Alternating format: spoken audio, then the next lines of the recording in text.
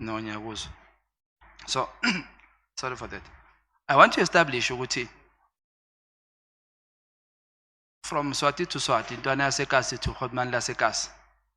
So it was for me Khotman ukuthi angeke yenzeke into yokuthi according to ama specs afunakalayo for one to get a tender of that magnitude. With what has been said about the company yakho ukuthi at certain stages it didn't qualify.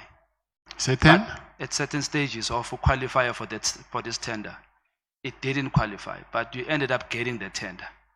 And kasi to kasi mfethu, you know ukuthi hayi azihamba zinombori manje. Does it mean bakuhlanganisele somewhere Khotman? Lento leyo ayikho leyo angibelieve leyo. Should uthole content liqondile? Yes. But manje mase baliflega bathi khona into ezingahlangani kahle kuwe kuthini lokho? Into nami ngizibuzana ukuthi why lento lo bangayibonanga mebayenza ama evaluation wabo. Did you do a follow up yokubabuza ukuthi ebafethu nishaya into yami ngandine niphasisile and nithe ngiya qualify? Yeah, inama letter maningi la. Ngizowashare nani? Abuza lezi zinto lezo. Ublame abani kulento yokuvalwa kwethenda lakho? Ucabanga bakushayeleni? Ubani okushayisayo? Grenkele ubani wena nekwali naye? Ubani lokuhlasela kanje bra? Mina honestly I think abanikazi bale tender they want it back. I-Metropolitan le. Yes. Uthi wena i-Metropolitan le tender ilithole kayi3. Ngoba even now bayithumela kubo futhi as we speak. Ibuyele back kubo. Yes. I-owner ubani le Metropolitan? Ngisaba nokukhuluma igama. Mfethu. Ngeke bakwenze next useCMX, useCMX bro wami ngiyakutshela geneki la. Nama ngikhona ukena. Amanye amagama akakhulunywa. Ucreature njengoba ninonke lapha eCMX uyakhona ukubona. Ubani? Ucreature. It's impossible. Anibonani? Unokumbona uya ku legal visit. Uyambona uma uya ku legal visit? Yes, only that, yeah. It's impossible ukuthi umbone.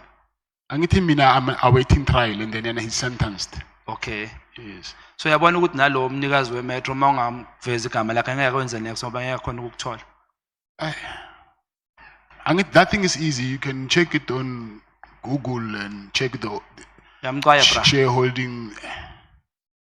Cat Matlala usaba umnikazi we-Metropolitan bra. Yeah, ngiyamsaba. Khotman.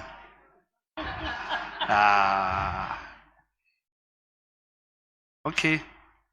So ngocabanga kwakho mfethu njengoba this Metropolitan got it, you say they got it 3 times if not 4 times. Do you think babahlanganisele? Asikhulumele phansi. I think he's the preferred I will say he's the preferred vendor maybe ba prefer yena ukuthi uyithole kanjani that I don't know, but into engibona ukuthi ba prefer yena ngoba mengibheka nama amount lawa they say 360 mara yena bampatale 1.9 billion. Mara do you think ingamla lena ne? Angifuna ukukhuluma ngomuntu lo. Ngicaya Khotman. Yeah. Ngicala ukubona umuntu omsha kanje. So Khotman ubracele makadaye apartmentini yakho. Uhlale for how many days? Okay, it's different occasions angithi. Akazange kayi1. How? Maybe it was 3 or 4 times, I don't remember well. Okay. But maybe sometimes ulale kayi 2 days, sometimes 4 days kanjalo, so akazange kayi1. And all this time makaza lapha kwakho uvane fro or uphethe stock? Yazi uze nefro kayi1 mara mina angazi ukuthi stock or fro mara ngizwe ngalomfana lo washonile ukuthi unomfazi lapha. That day azangaya. The day uya wena mawuthi awukho busy uyomcheka bekabambile. Bekafasile. Bekafasanga. Bekayi1. Udla nje bahleli lapha ya. Angithi lapha kune restaurant phansi and then bamlethele ukudla ya. Order from your room service. Yeah. Yonke lento ibhadala uwe. Aphinda acela imali makaceda lapho futhi. Injalo. I have out. Yo. I have akho. Ukhonela Nkosi lo othumekayo. Lo othumeka kakhulu lo bomthuma ibattery. Umthemba kangakanani? Angimthembi. Sorry? Angimthembi. Manje khotman mawumgaya ikhadi nephini ukuthi ayothenga ibedroom kaya kanjani iphini Angithi I can manje? control ukuthi asebenzise malini ngefoni. Oh, amazes. Angimayizisi ngiyazi ukuthi uzosebenzisa imali engaka and then that's it. So wena kahle kahle uyamnika noma ubani umuntu ikhadi lakho awuna stress. Vele kunezinye izinto I can't do them myself. I understand. But why ungamtransfereli mhlambe ke? Ini? Ikhadi. Le khadi leli momgaya lona ulithathe nini le khadi? Angisakhumbuli. Like behleli kuye so or uyeza azolithatha ahamba yothenga bese uyabuya lethe. No, ngitho alande, ngithe bamdropele lona beliphethwe yi-PA yami actually. Yeah. Ngithe i-PA yami amnike ikhadi and then ayothenga and then ayenze. Uyalibuyisa kodwa yena ubuyisela kuwe or ku PA. Yeah. Okay, ibike yakho uthe yini lebo vangayo? Mina bengiva nge-V road mfethu. Imasi lokho nje. Ina special Beku GSXR 1000. BMW. Isuzuki ngithi. Suzuki yeah. Okay. So naye uyiride Nkosi. Yeah. Oh okay. So nitibane emabhayikini. Wenzani? Nitibane kuphi amabhayiki noNkosi?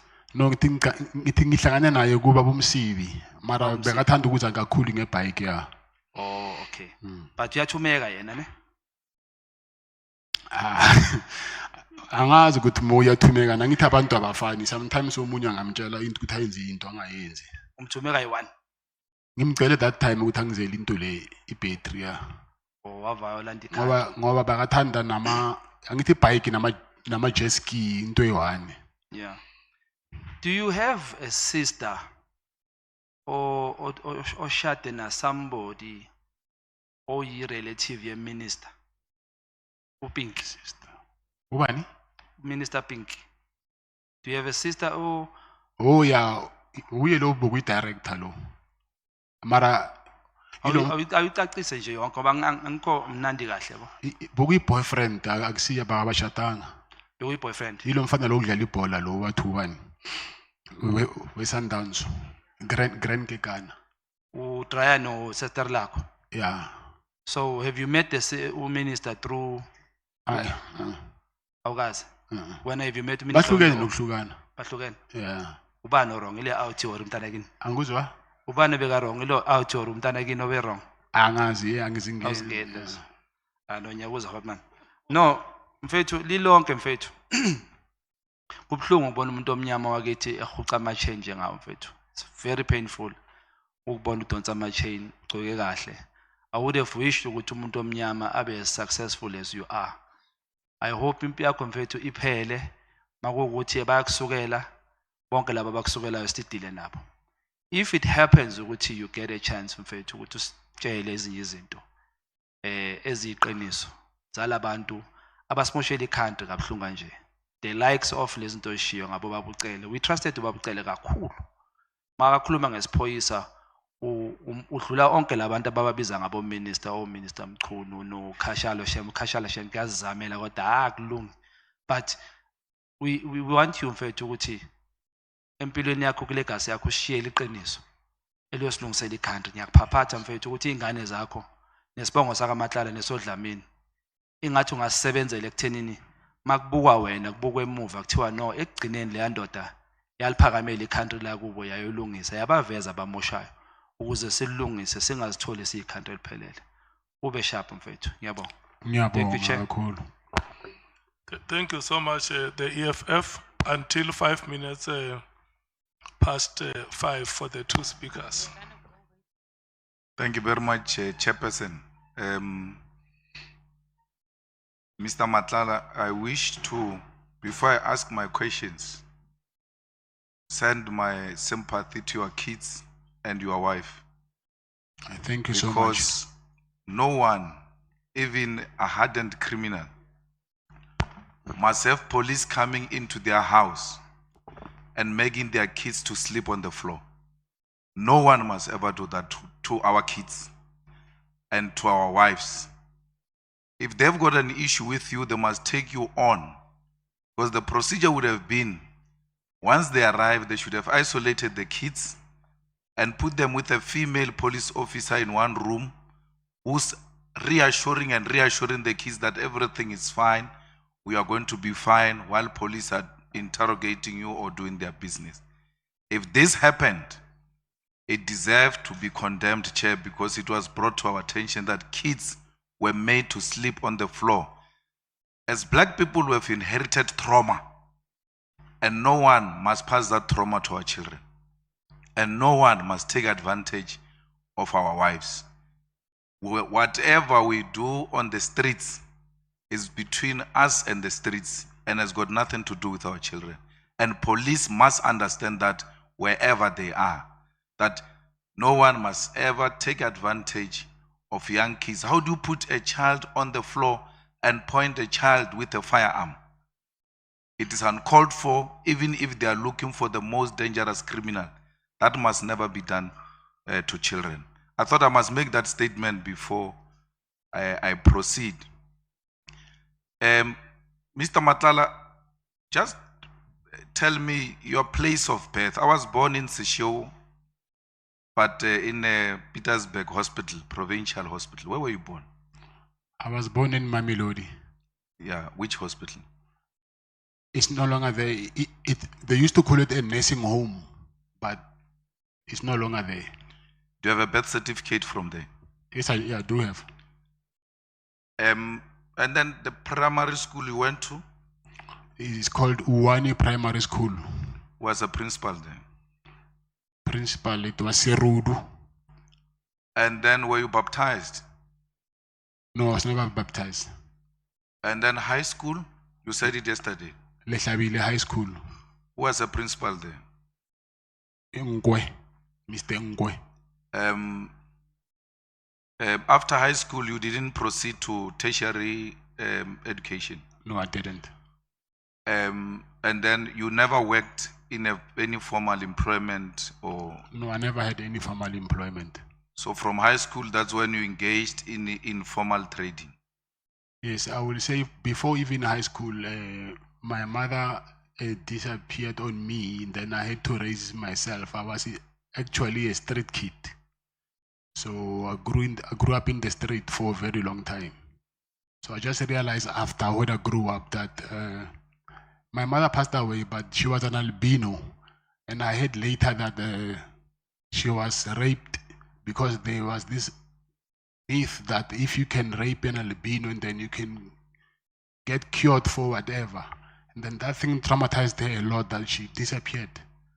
And when I found her, she was terminally ill. And then I think it was 2002 when I found her through her friend. It was very late, and then she passed on. But all along, I was a street kid. I'm sorry to hear that. Now, Dlamenis have got some roots in Swaziland. Yes.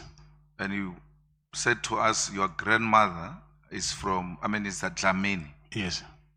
Did they have a place in Swaziland, or was she originally from there?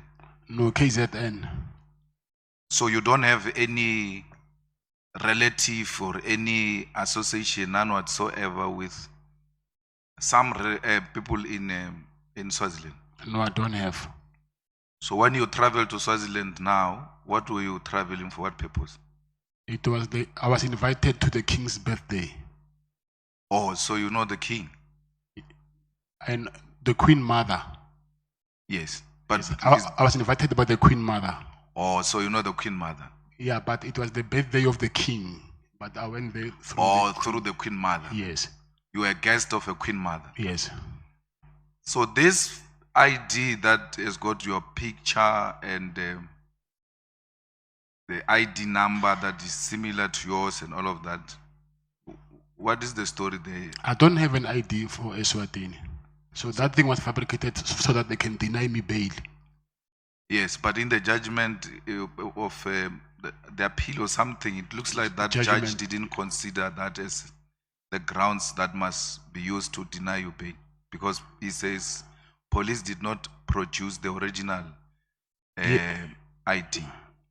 Yes. if I'm not wrong. Yes, on the judgment, they said that I've traveled to Eswatini using that fraudulent ID, but which is, we know is impossible. You cannot pass a border with an ID. That thing is not a traveling document. So they said that, and another thing is when I came back, unfortunately, they didn't stamp my passport.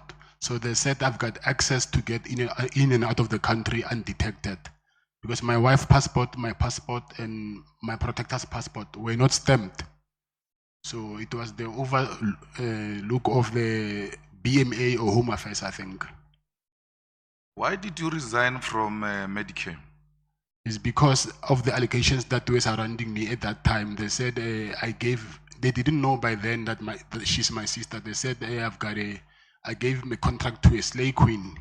And then also there was these allegations about me, which I did not think that it will be a good image for the company. So I just thought by then, let me just resign and put someone until I clear my name.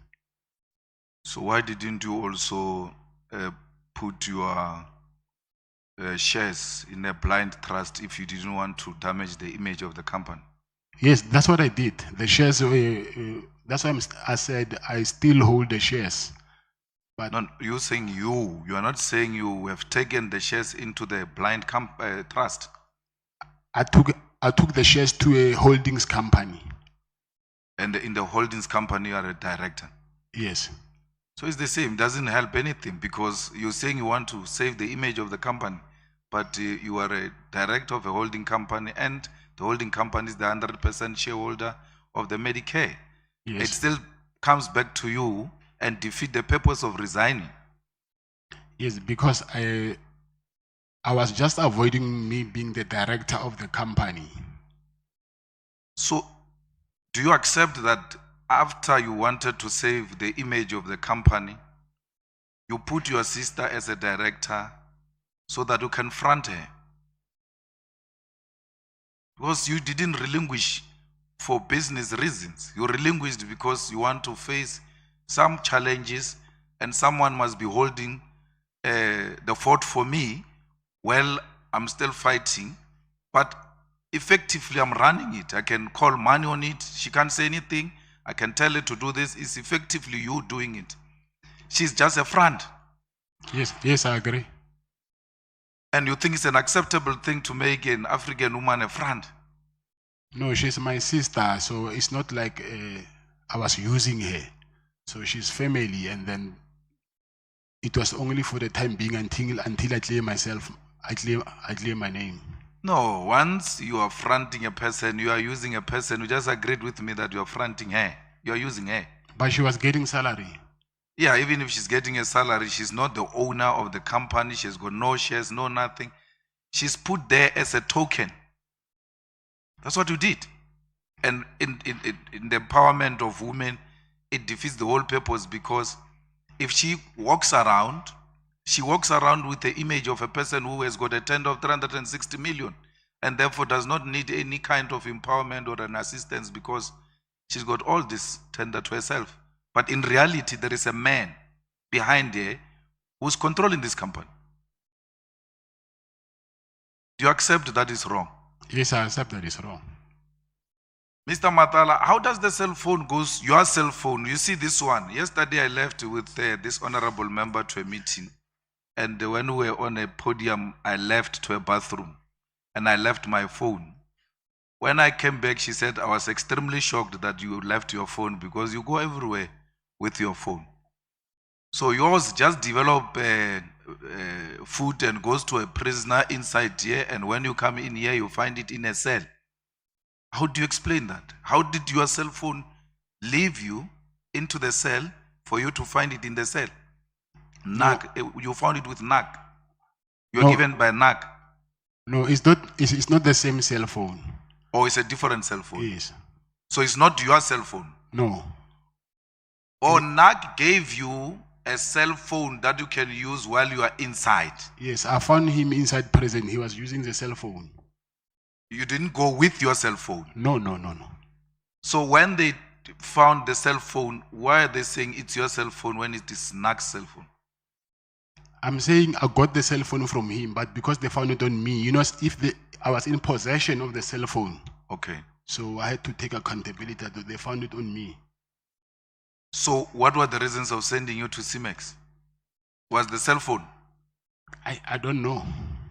I No, don't but know. they would have explained to your lawyers, they would have explained to someone that, Yeah, no, their reason is because they found me with a cell phone. Their reasons. is it a general practice that because I hear every day that prisoners are found with cell phones, with dacha, with drugs, with what? Once you're found in possession of something that is not allowed to be in prison, you are taken to CIMEX. No, it's not. I think they will have they have their preferences. I assume. No, but why are you not exercising your rights? You can't be put in CIMEX for holding a cell phone. It's not a requirement, as it were, that people are found with cell phones and even dangerous weapons, some of them, but they're not sent to CIMEX. What could be the actual reason why you are sent to a CIMEX? Because cell phone, I don't believe it's a real reason. Because what happened is, if I can take you through the whole process, there's someone who came to me with that cell phone. Because you know, in prison, a cell phone is like a public phone. You'll find 3 people using the same cell phone. So, someone said, "Hey, check. They're talking about you in the media." It was that day when Mr. Mkhwanazi was doing that press briefing. So when I held that cell phone, that boy left. Immediately, the members of the task force of EST, they came to my cell, and then the same day, those guys from intelligence and PKTT, they came to prison. So I asked myself a question, that if this thing was found in prison, how did these guys knew that I was found with a cell phone? So I thought maybe it was something which has been organized for me to be found with a cell phone. That guy who was arrested and sentenced for killing Bozwani, what's your relationship with him? I'm forgetting his name. Keke, Vusi. Yes, I don't have a relationship with him. You have never worked together. Work? Yeah? No. But he's also from Mamelodi. Yes.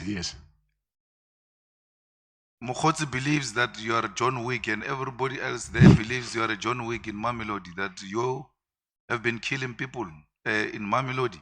Yes, I heard that. But what are you, John Wick? No, I'm not. Do you kill people? No. Have you ever been accused of murder before? No, never. So what effort have you taken, the same effort you have taken in saving the image of the company, Yes. to save your image from being called a John Wick and being called a dangerous murderer in Mamelodi? What effort have you taken? That thing, I heard it from Matlala Commission, but I was in CIMEX. There we don't have access to anything. So there's nothing I can do at this moment. My main focus now is to fight to get myself out of this place. No, but you're called John Wick before you came here. No. I don't know about that. You are not called John Wick No, before you no, came no. here. No. Now, in your detail of 14 security or personal protectors, how many are former task force members? It's not task force, it's from the defense, it's special forces. Yeah. Yes. No, I'm asking about the task force, the police task force. Oh, task force is 1. It's 1. And then the special forces? I'll say maybe 8. 8. Yeah. Out of 14. So it's special forces, 8 plus 1 task force. 9. That is paramilitary. It's not VIP protection to have such dangerous, the highest form of defense of the country in one unit. How much does that cost per month? I was paying them 100,000 a month each.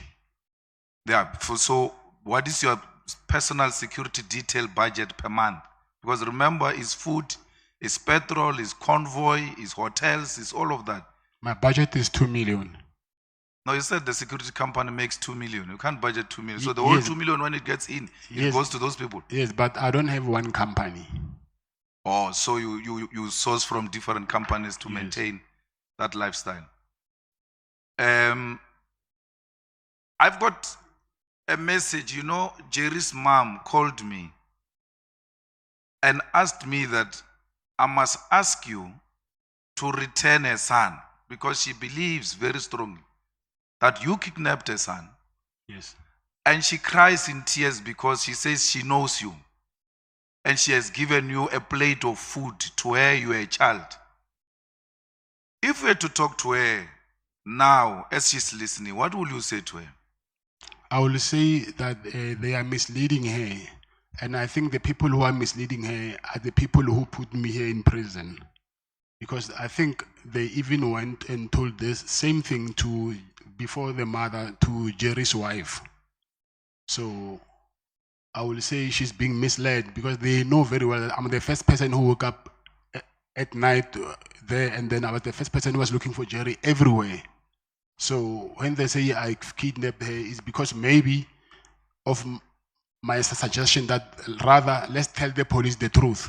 And then they were not comfortable with that. And I said to them, it's either we do that or we never find him, because if we don't give them a clue, then how are we going to know how the police are they going to know where he is? So they were emphasizing that we need to save their image, his image. So me and them, we ended up not agreeing on one thing, because even myself, I was tired of looking for someone, but we must lie to the police on the other side.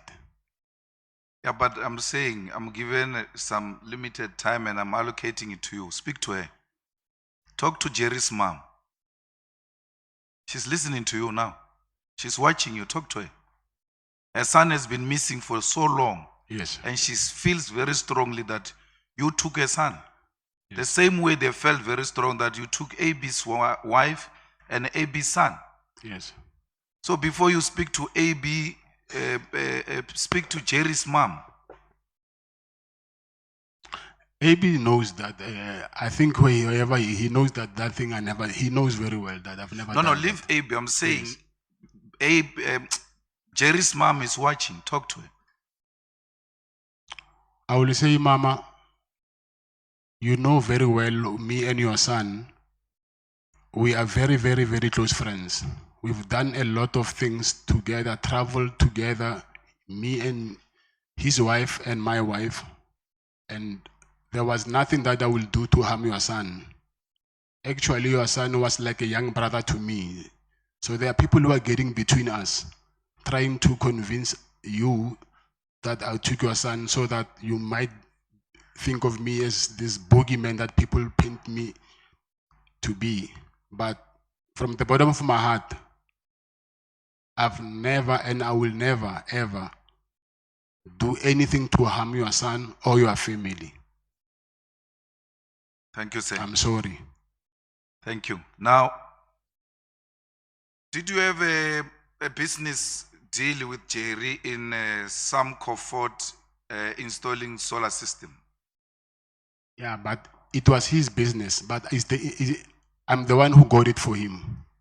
So you worked together, and whatever the money is that you were supposed to transact at that level, yeah, you sorted each other out. Yes. Now, just before Jerry disappeared, and then I think Jerry disappeared a week or two, and AB's wife disappeared 2 weeks after or so, but it was within a short space of time. Yeah, I think a week in between or so, yeah. They say Jerry and AB were in your office. You wanted them to do some tender in Limpopo of CID. You called AB because he had a CIDB 9. Yes, that's and true. they both declined to do that business with you. And that's where their problems started.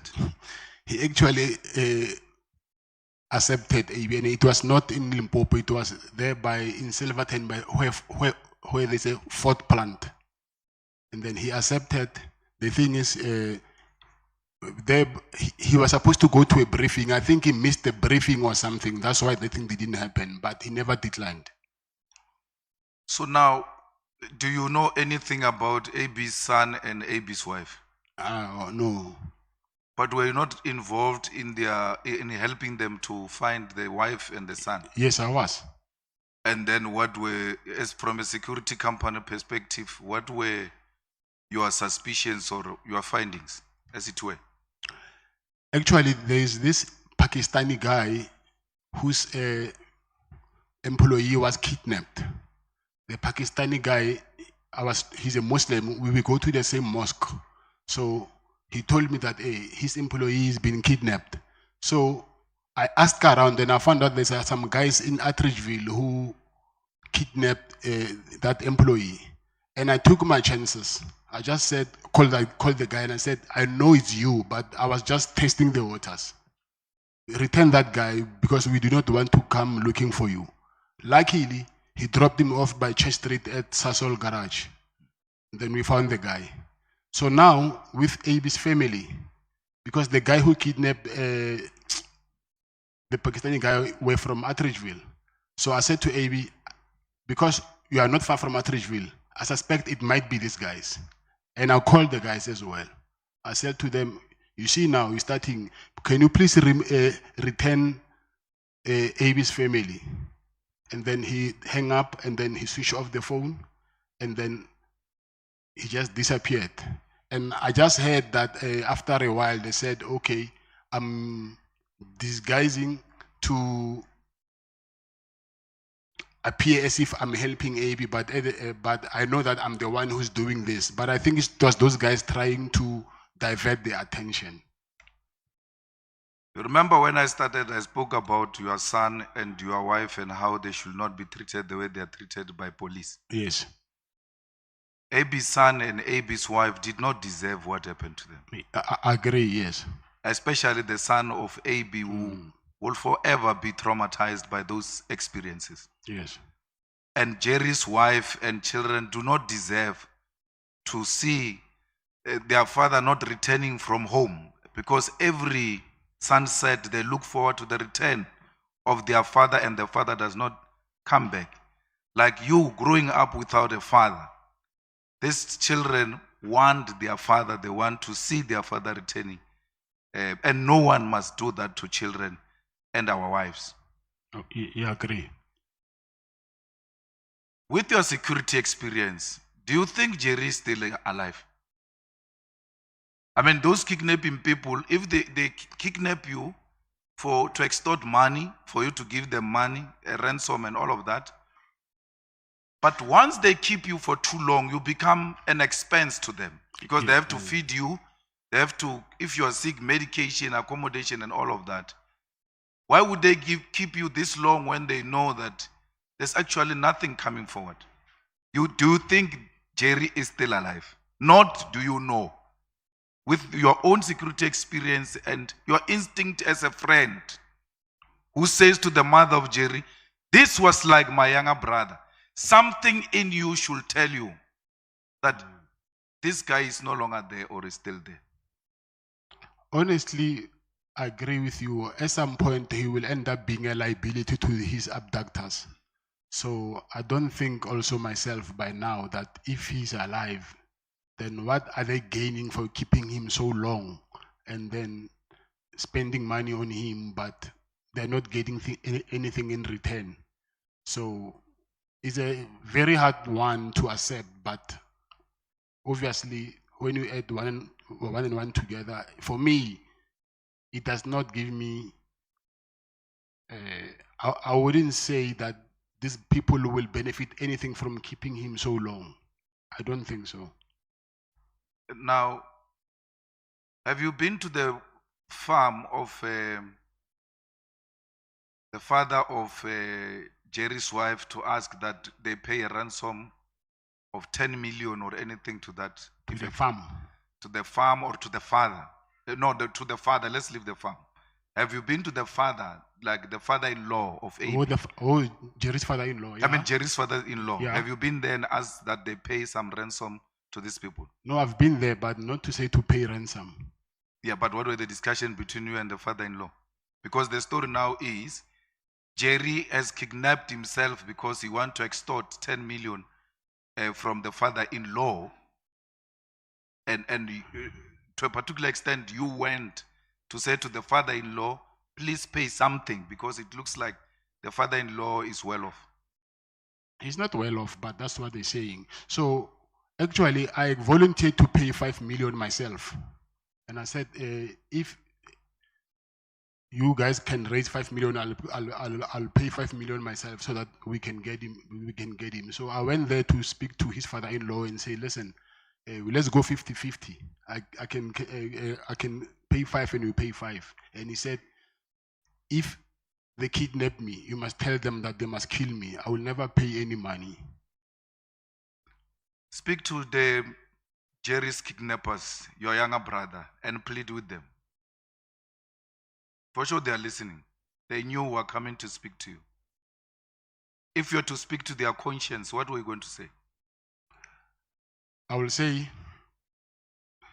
what we need now is closure. So whether they have them, they must just release him because he's diabetic. So I don't think wherever he is, he's in a good health. And also, if they did something to him still, let them give us a sign somewhere to at least have a closure to know, because it's not nice every day sleeping, not knowing what happened to your brother, your father, your son.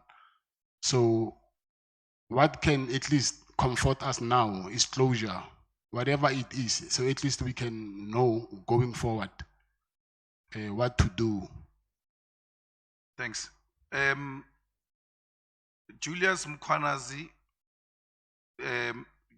what is the story there? You installed the blue lights he installed the blue lights in the cars that are owned by your security company. I donated cars to his to EMPD to him. So they took them over. Yes. They were not belonging to you. No. But there was a News 24 article that showed a lady saying Mama Cat is taking his kids to school in style, and they were playing with blue lights like Yes. they are playing with yo-yo. Yes, I'm divorced with my first wife, so I was not in relationship with my first wife. And Mama Cat is the media saying that. It's not her saying Mama Cat. So she's living her life, and then I don't even, and those are not my cars. So my cars are BMWs. I think everybody knows. I use BMWs. So those So are, she's got cars also with blue lights No. without your involvement.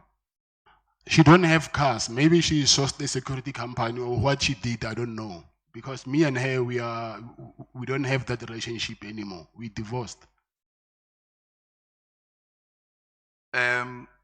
What is your relationship with Julius Mkhwanazi? Julius Mkhwanazi, I will say, he was a friend. Was. Or so you donated because you had a friend who was in the position of authority? No, it's because I proposed to him when he was an operations manager that, listen, I want to donate the cars, but with conditions that we do brand awareness, and then I will also send proposal to do the medical response for the EMPD when the officers they get injured in the line of duty. So Tanya was protected by you? No, not by me. I went there when it was only once, and it was when it was state of the city address. It was only once. Yeah, but you went to fetch the mayor of Yes. the DA with your cars, Yes. and they had blue lights. I don't know if they put blue lights on because I was not there. Was it not your protection that was driving the cars Yeah, on but that day? they came as backup. She had her own cars, and so they only came. She needed backup. Or the DA mayor needed a backup from you? Yes. How does she need a backup from you when the Metro Police there is even as some sort of a task force? Yeah, sort of. I think Mkhwanazi convinced them that my guys are special forces. Okay. That recording we heard about it in the thing there, do you say it's not legitimate? No, it's not. It's not. I even have proof of what happened. So you never gave Sibia money? No, never. You never said Sibia is a criminal? Matlala, you stop speaking. But Can what if we- I'm taking a time? We pass the microphone to Honorable Matthias. I'm on, Chief. I'm in charge. No, yes, I'm the one who is running the meeting. But I'm in charge. Yeah. I'm there's the a one time who is we have allocated. running the meeting. I want to hear her speak. Ah, Honorable Matthias, it's this your is our time. arrangement. We won. Honorable Matthias, it's your The time. CIC is speaking. Okay, Thanks. thank you. Now, She's fronting, Chair. She's Eh? fronting. what? I didn't hear that. No, the person who's saying you're fronting, they will never even speak in the presence of their president. You see now what you did to me, Chair. So, the meeting with Mkhwanazi, if we're to go to Lieutenant General Senona, will he give us or give you a confirmatory affidavit that you actually brought back the report from the guy who was tortured? Because you said you didn't go back to Mkhwanazi. You actually told Senona that the guy has declined. Yes. Is Senona, the head of works in KZN, prepared to depose an affidavit to this committee confirming that you gave him that feedback and also confirming that he was part of the meeting where Mkhwanazi made those kind of requests to you? I think he will, but I've never spoke with him since I'm here, so I need to contact him, but I think he will. So why would Mkhwanazi think that you are the best person to talk to people who are accusing him of torture? Because he didn't know your relationship with those people. Yes, because of he found out that me and the guy, we are in the same estate. So he asked me first that if I know the guy in this estate, because he heard that I'm from Midstream as well.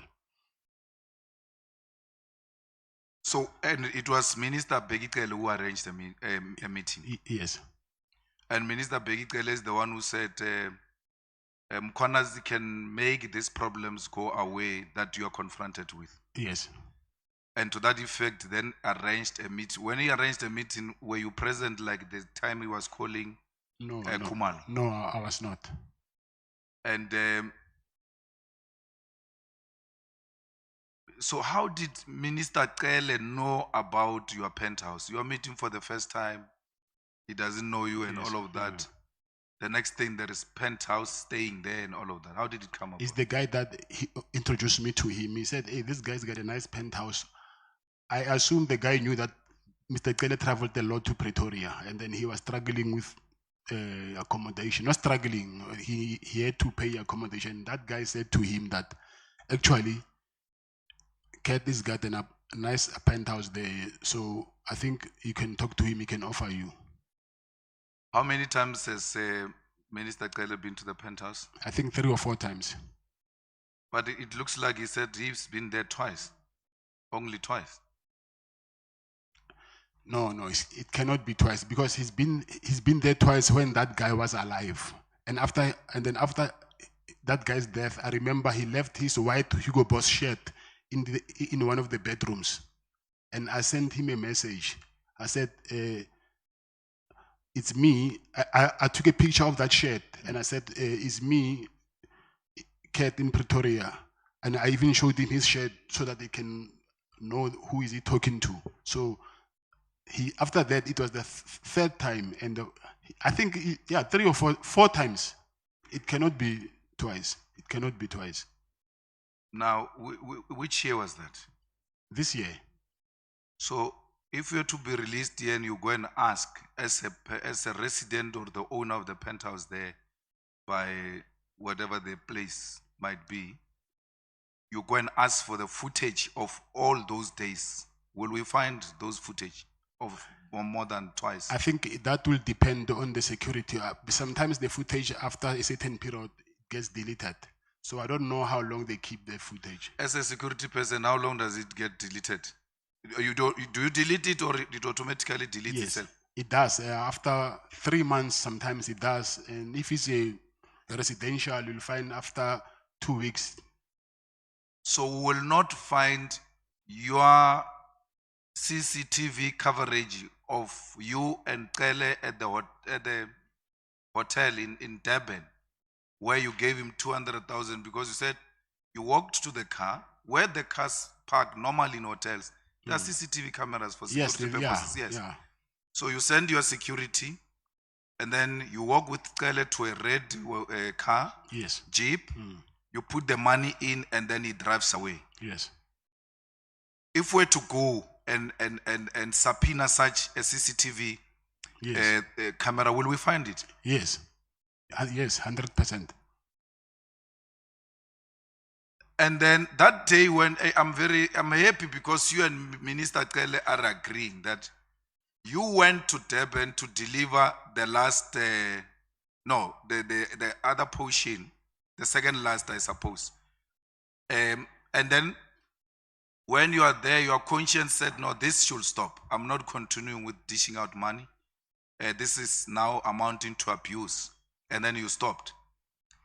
But he kept on calling you. So where you and him agrees that you were supposed to meet in Durban. Yes. That's why he gave you 20 calls. And you are saying, yes, I drove to Durban for purpose of giving him money. And that day, I took a decision, I'm no longer doing it anymore. And he gave you 20 missed calls. And we asked him, why did you call him so many times? He says, we were supposed to meet. Yes. So on the meeting part, you and him are agreeing. What we need an evidence of is this portion of the exchange. Even if it's not visible money, but as long as we see the Cele money from you, the Cele bag from you to his car, that's prima facie enough. So, did he really make those calls on that day when you decided, no more? I'm no longer answering his calls. My phone is, even now, is here with my legal team. His missed calls are still there. We can even see them now. And we need some, even if it's smallanyana evidence that demonstrate that you indeed exchanged money, because the problem is that Mabonga is dead. Yes. And the protector that went to fetch the Woolworths bag, is he still alive, and will Yes. he be prepared to dispose Yes. an affidavit that you send him in the presence of Minister Cele to go and fetch a bag? And obvious, if he's a personal protector, meaning a bodyguard, he will walk with you or Yes. behind you Yes, as yes. you walk to the car Yes. with Minister Cele, and then you putting, will he give us some affidavit? Yes. Yes. I'm worried, Mr. Matlala. 12 cases withdrawn, 1 guilty verdict, 1 not guilty verdict, 1 acquitted. And you've got police around Pretoria here who are sent around as your eyes boys. Why would the police go and fetch a car to... Your story is actually making this the case of that police officer even worse. Because you take a card from your PA, you give it to a police officer. What stops a PA from taking the card to go and buy a battery and bring it to you? Because generally that is the work of the PAs. And here police are being converted into PAs in the absence of the PAs. They're actually being given the job by PAs that they said, I must give you a card to go and do what I'm supposed to do or I'm employed to do. What should we take of this kind of a relationship you have with police? And the next thing, cases are withdrawn, and meaning the people who have actually complained in these cases have never experienced justice, because this will somehow, the reason we're asking you about this police officer is to determine your proximity to the police in this area and to determine whether police are actually under your control. No, they're not under my control. Yeah, but why would you send the police? And he's probably older than you. No, he's not. Or he's a small boy. He's a lighty. Okay. So you were sending a lighty policeman to run around. Not a lighty. You know, when you, like a little brother, I will say that. So not a lighty in a defamatory way, manner.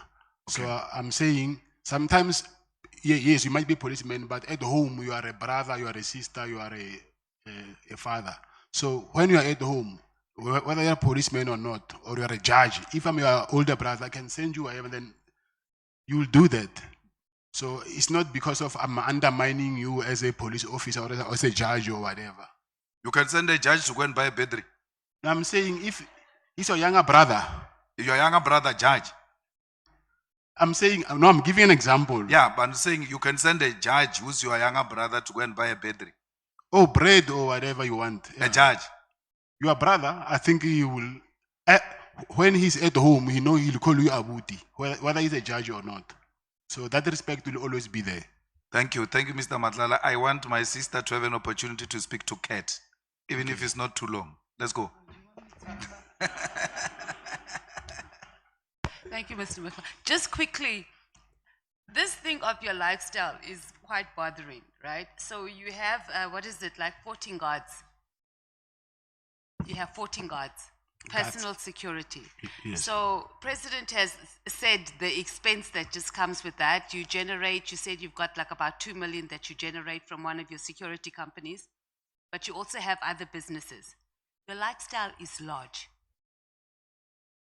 It's large. It's large. 14 guards a day going around. Just talk about the guards. Then you said you got 9 kids. I'm assuming most of them, if they're still at school, they all go into private school. I'm sure you live in a very huge flash. I'm just talking your lifestyle alone. Does not quantify the amount of income you're saying that you received from your legitimate businesses.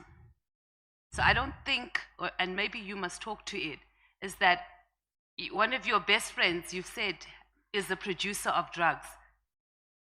How is it that you're not part of selling drugs when your best friend is that? You've just spoken to his mother. His mother has even said he's given you a plate of food. How are you supporting your lifestyle? With my businesses. But there is proof in my bank statements where the money, you can trace where the money comes from. It's not like it's a cash deposit from private people. So you can see that it's this company and then there's an invoice. So you can trace where the money comes from. So you'll be open to having a SIU investigation into your lifestyle to match? They're doing it now as we speak. Okay, so I guess we'll have to wait for that to come. This is also bothering me. So when you're going through passport, do you have special treatment? Because how is it that when you're going through border control, you don't know that passports are not stamped? It's not possible. I'm saying it's an oversight. No, it can't be. There's no way you're there by the passport control. So do you go to passport control or do you sit in the car and you have handlers go through, stamp the passports and then they go through? Because you're there at border control. You sit there and you see, like, you'd know that your passport is not stamped. So, but it's not only my passport. I can... So that's why I'm asking. Yeah. Did you personally go through border control Yes. or did you have handlers do it for you and you were standing on the side? The car will park next to the office and then they'll want to see the face. Obviously, I'm inside the car and then the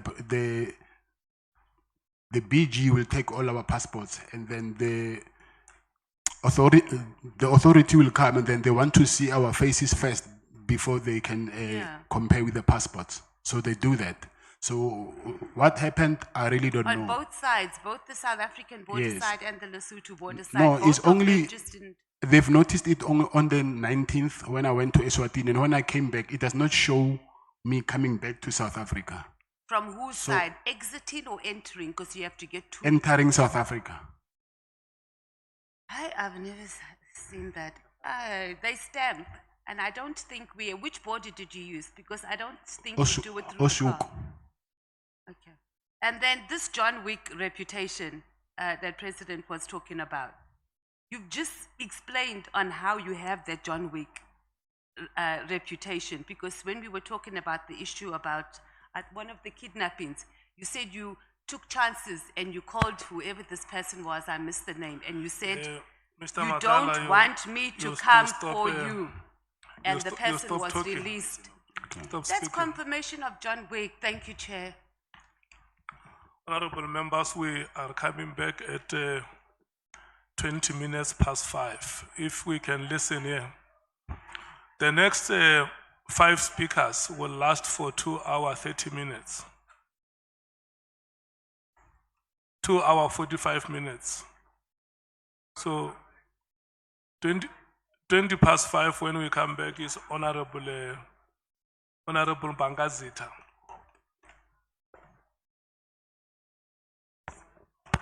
Chair, when are we getting that the screenshot of from the phone of Mr. Matlala?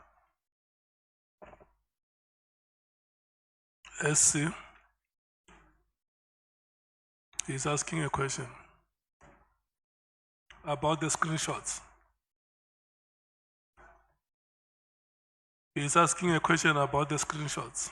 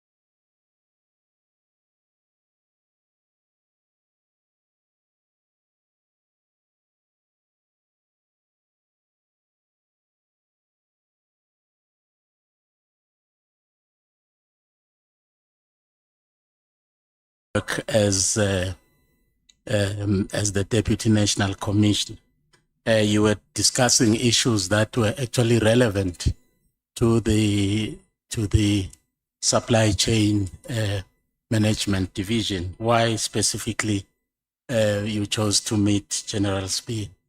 I think if you can check also on his affidavit, if you have it, his statement, it actually falls within his department because of I wanted him to do investigations of the corrupt nature of police officials who don't want me to occupy that hospital. So investigations falls under his department. Because when he was here, he actually did not say that you were there to ask for his assistance in investigating. In fact, he said you had actually solicited his assistance to persuade the finance section to actually pay your invoices because they were not paying you. No, I have his affidavit. He does not say so. In his affidavit. I beg your pardon? I'm saying I do have his affidavit. He does not say so. Okay. I think maybe the committee also has his affidavit. We can share it and check what he was saying. Yeah, for your information, there are lots of things that General Spear said that are not in his written affidavit. Yes. Yeah.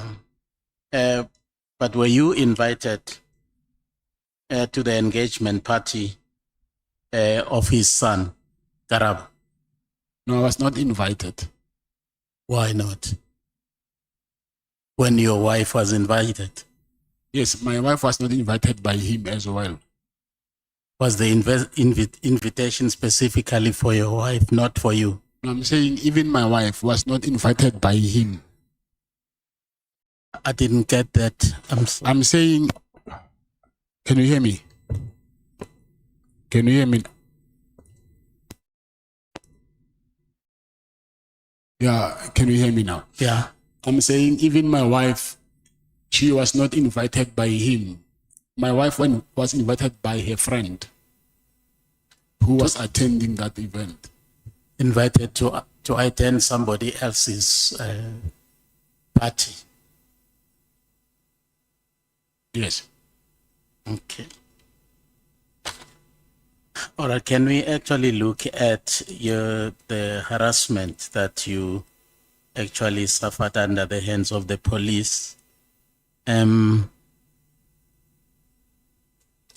fact, after your unsuccessful attempt to open a case in Brooklyn Police Station, you then suddenly received a call from a gentleman who introduced himself as Mr.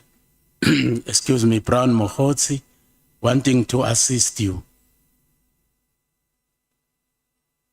Where did he get the information from that you were in trouble with the police?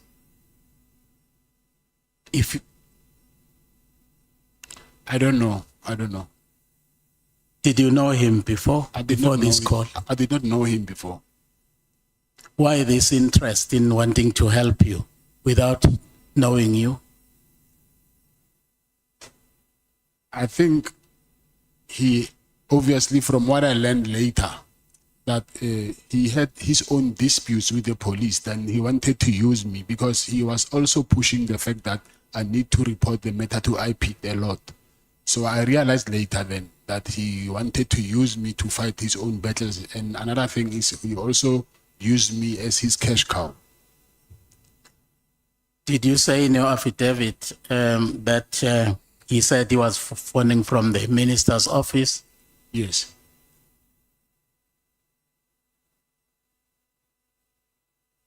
And did he ask you for money to pay for the investigators? And you paid and you gave him? Yes, I did. Where do you know Bongan Pungase from? I knew him from his friend. Who is his friend? He's a guy called Subi from KZN.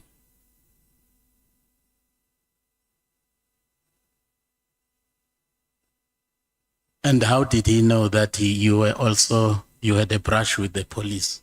Because immediately after you have had a discussion about your predicament with Mr. Mkhwanazi, he also came into the picture through a telephone call,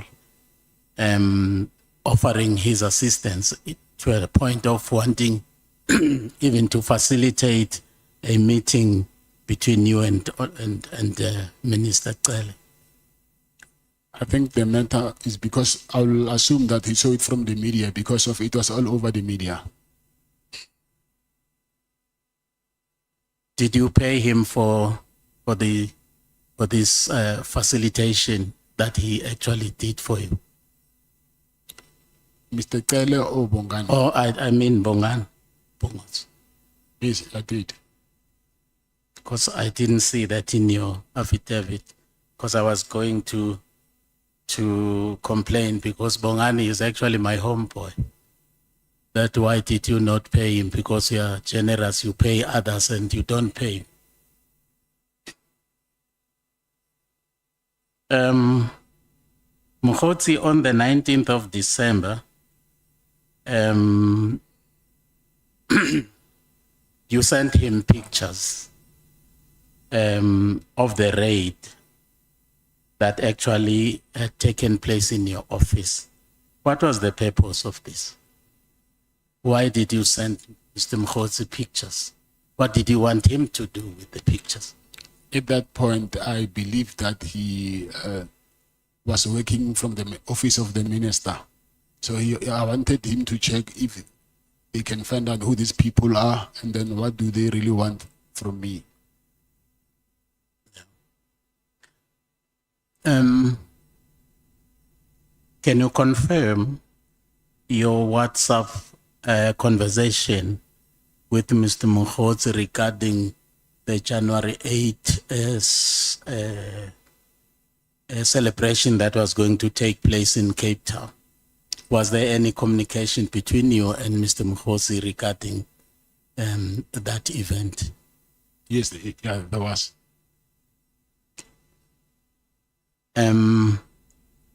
Mkhwanazi actually wanted you to assist in actually providing finance for some people or a group of people who had wanted to attend that function in terms of transport and their upkeep when they were in Cape Town.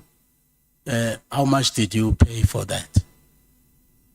Because there is a certain amount of money that was actually bandied about by one of the witnesses. How much did you pay? Can you remember? Yes, I will. In total, I think I'll pay between 150 and 200,000. Okay.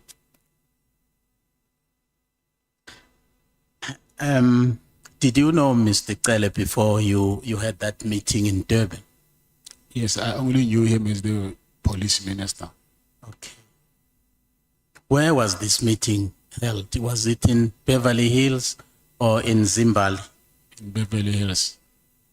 Sorry? In Beverly Hills. Beverly Hills, okay. And Mr. Cele told us that you had ostensibly wanted to see him because one, you wanted assistance from him to help you with the problems that you had with the police. That's one. Two, also to advise you what you need to do because you had been approached to fund a particular project involving someone who had actually some ambitions to become a president or a deputy. that is Mr. Cele telling us that those were the two issues that were on the table when you met. But here is the rider that in discussing that, you actually should never disclose that to one, Mr. Zuma, and secondly to, what's the second one? Or to Mr. Cele himself. Now, you defy that, you go along and have a meeting with Cele. Don't you think that your present predicament, the fact that you were arrested, actually emanated from the fact that you had actually met, you have disregarded the instruction that you should never come anywhere near Mr. Cele and Mr. Zuma? First of all, the name of President Zuma was never mentioned. So I don't know why is he mentioning President Zuma. And then even himself, because anyway, I've never met with Minister Mkhwanazi. He's the one who told me that he has presidential ambitions. So it's not me who told him those things. Mr. Cele told you, it's in your evidence in chief, that you were caught in a quote-unquote Zulu war or a big dispute. What did you understand him to mean by that? I'm saying that I'm a Zulu, I'm not at war with anybody. Yes. And now here is the Honorable Minister saying to you, you are caught in the Zulu war. What did you understand him to mean by that? I just understood the part when where he said, I'm caught up between a fight. But when he mentioned the word Zulu war, I do not understand what was he trying to say by that. Yeah. Why do you call Mr. Cele an extortionist? Because clearly your dealings were based on the principle of quid pro quo. You scratch my back, I will scratch yours. He made a phone call to General Khumalo to release your firearms. And indeed, he did that. And he instructed you to go and withdraw the case, which was actually coming before court the following day. You did that. And now you are calling him an extortionist. Why do you say that? Because that is the basis of your operations. Scratch my back, I will scratch yours. Because his demands were becoming very unreasonable. But his demands may be commensurate with the kind of service that he has actually been giving you. Yes, that I see, but like I'm saying, he started to want more. And giving less. No, there was nothing to give anymore. Because what I want actually happened, so there was nothing that I wanted from him. And Mr. Cele actually went on to advise you to keep entertaining Mr. Mkhwanazi because it, and I quote, would eventually lead them to Minister Mkhwanazi. Lead them. I would like us to look at them. What did you understand them to mean? Who is them? Is the team that he was working with, the PKTT. Oh, okay. Now, did you realize that Mr. Tele was actually recruiting you?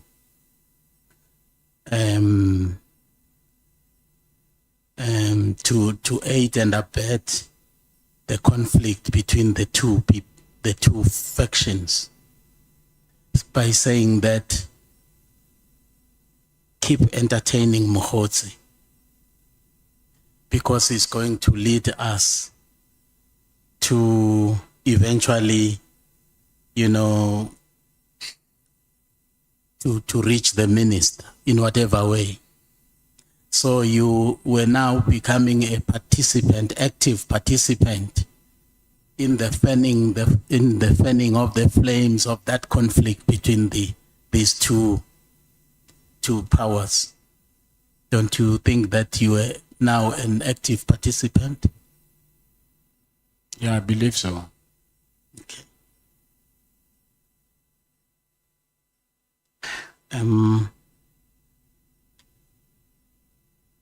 Now, Mr. Tele now told us he did not deny that he actually enjoyed your hospitality in your facility around here in Pretoria. And in fact, he told all of us that it was really nice. How many times have you actually extended that kind of hospitality to Mr. Tele to utilize your facility here in Pretoria? I would say maybe 3 or 4 times.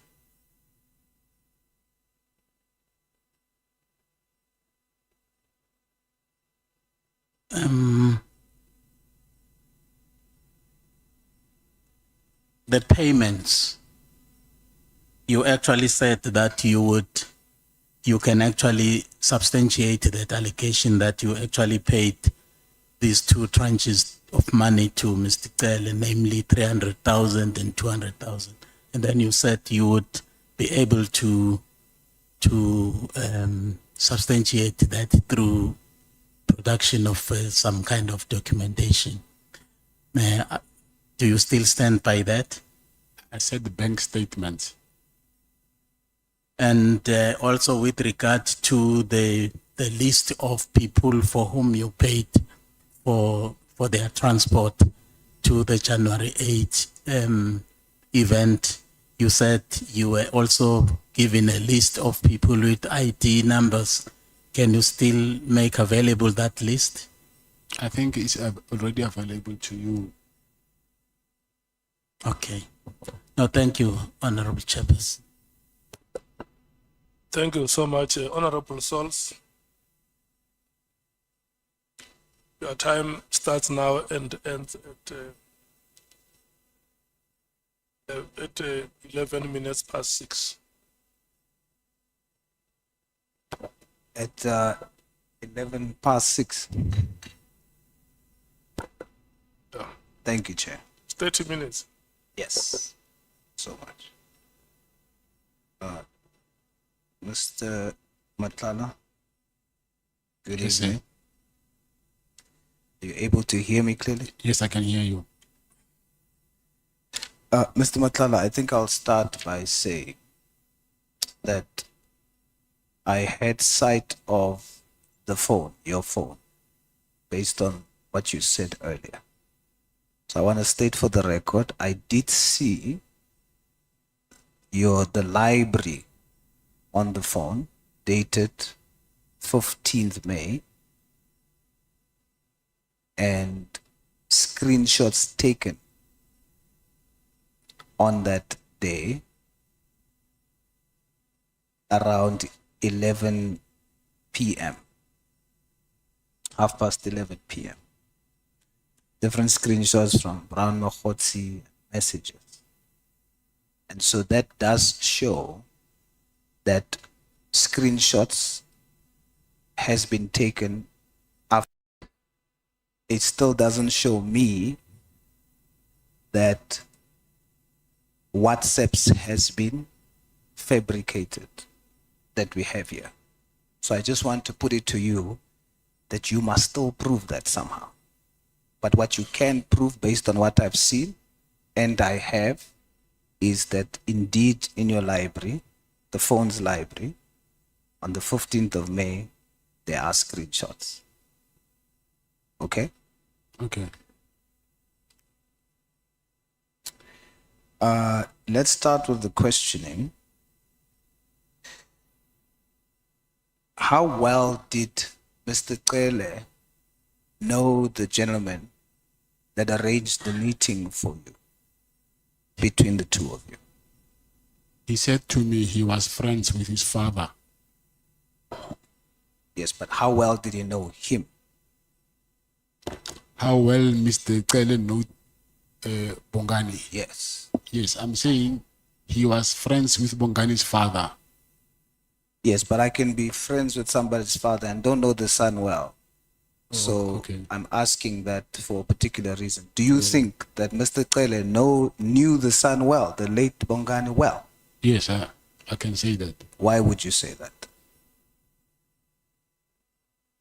Because I couldn't sit with Mr. Cele for long because I had nothing besides what I came to talk about. After that, I would leave. I wouldn't have a casual chat with him. But he will stay long, and when he came to visit here in Pretoria, he will stay long with him, bring alcohol for himself, Bongani, and then maybe he will come with two of his friends, and then they'll leave at 10, 11. So I assume that for him to stay that long with him, obviously they had things to talk about, which I didn't have that relationship with them. So you are testifying that they had a very close relationship? Is based on what I'm just yes. Yes. Yes. And the reason why is because Mr. Cele testified that he didn't know him that well. He only knew his father. You testified that you sent a text message to Mr. Cele with a picture of his shirt. It was a WhatsApp message? Yes, it was a WhatsApp message. Did Mr. Cele reply to that WhatsApp message? No, he didn't reply. Did you and Mr. Cele ever exchange, apart from that text message that you sent, did you ever exchange text messages where you send to him in text and he replies to you in text? Yeah, I think he did once. Only once? That's what I can remember. Yeah. That I can say in certainty that this really happened. So you are testifying that there was a time one time when Yes. Mr. Cele sent you a text. I'm asking that because Mr. Cele testified that he never sent WhatsApp messages or text messages, so he would never have sent you a text. But you testifying he did send one. I remember that because I think if you can remember, I said at some point he was in Senten Hotel and he asked me to send my protectors to take him and the wife to the wedding. So that day, that's when he sent me the text of where he was. So I can forward it to the guys. But as soon as I saw the text, I knew the place. So I just told them that they knew the place as well. Yeah. All right. I want to jump on the Zulu war thing as well. When Mr. Cele called General Khumalo, you testified that he said to General Khumalo, he's not a danger to us. He's just caught up in a Zulu war, correct? Yes.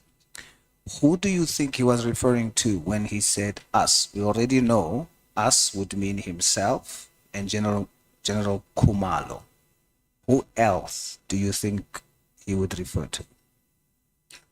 I'll think maybe that whole unit. Which whole unit? The PKTT unit. Are all of them Zulus? No, I don't think all of them are Zulus. So the war is some of them within them. Yes.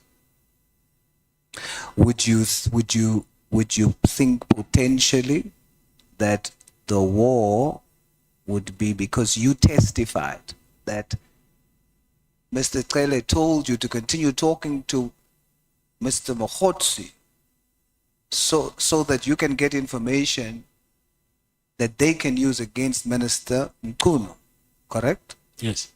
And by they, it is himself, General Khumalo, and General Mkhwanazi, correct?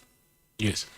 So would you then say, based on that testimony, that this war could also refer to a war between General Mkhwanazi, Mr. Cele, General Khumalo, and Mr. Mkhwanazi?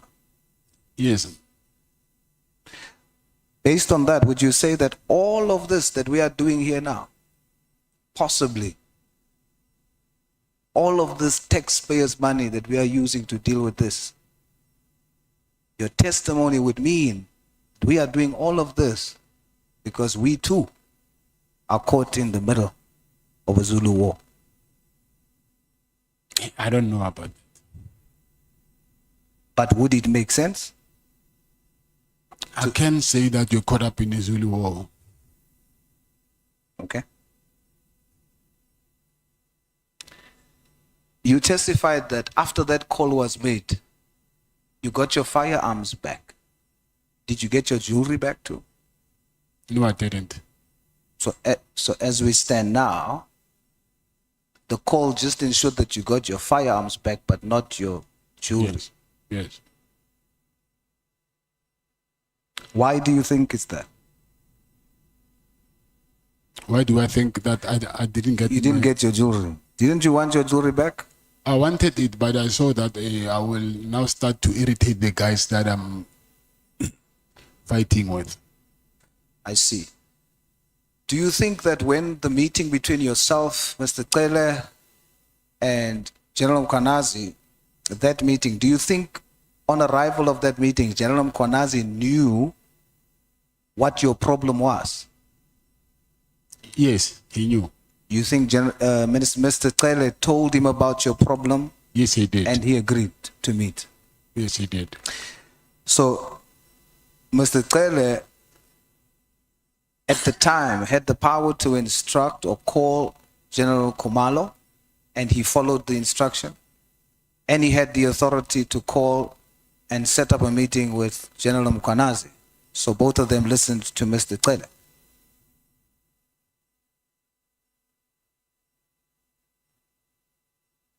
Do you think Mr. Cele has that kind of influence on both of them? Yes, I do.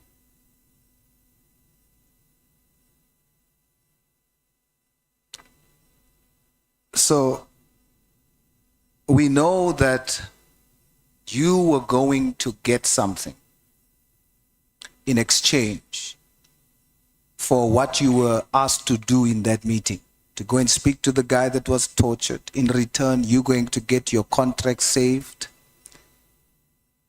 We know what you were going to get. But the guy whom you went to talk to withdraw the case, what was he going to get in exchange for withdrawing the case?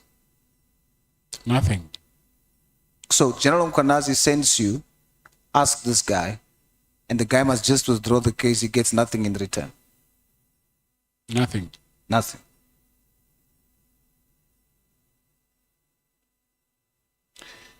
So you are testifying that General Mkhwanazi, based on your testimony, he knows a senior police official that's involved or that is corrupt and that takes bribes. You are testifying that he knows such a senior police official and does nothing about it. Yes, because he even gave me the address of one of the properties that she owns, that he alleges that he bought with the money that he got from the that service provider. So you are testifying he knows what she does, he knows it's wrong, and he does not arrest her or do anything to stop it. Yes.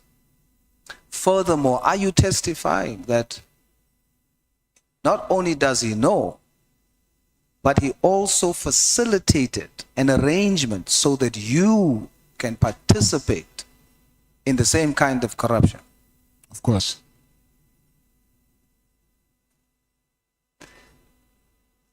Are you testifying that the request for you to go and speak to the gentleman who was tortured to withdraw the case, are you testifying that General Mkhwanazi was asking you to defeat the ends of justice?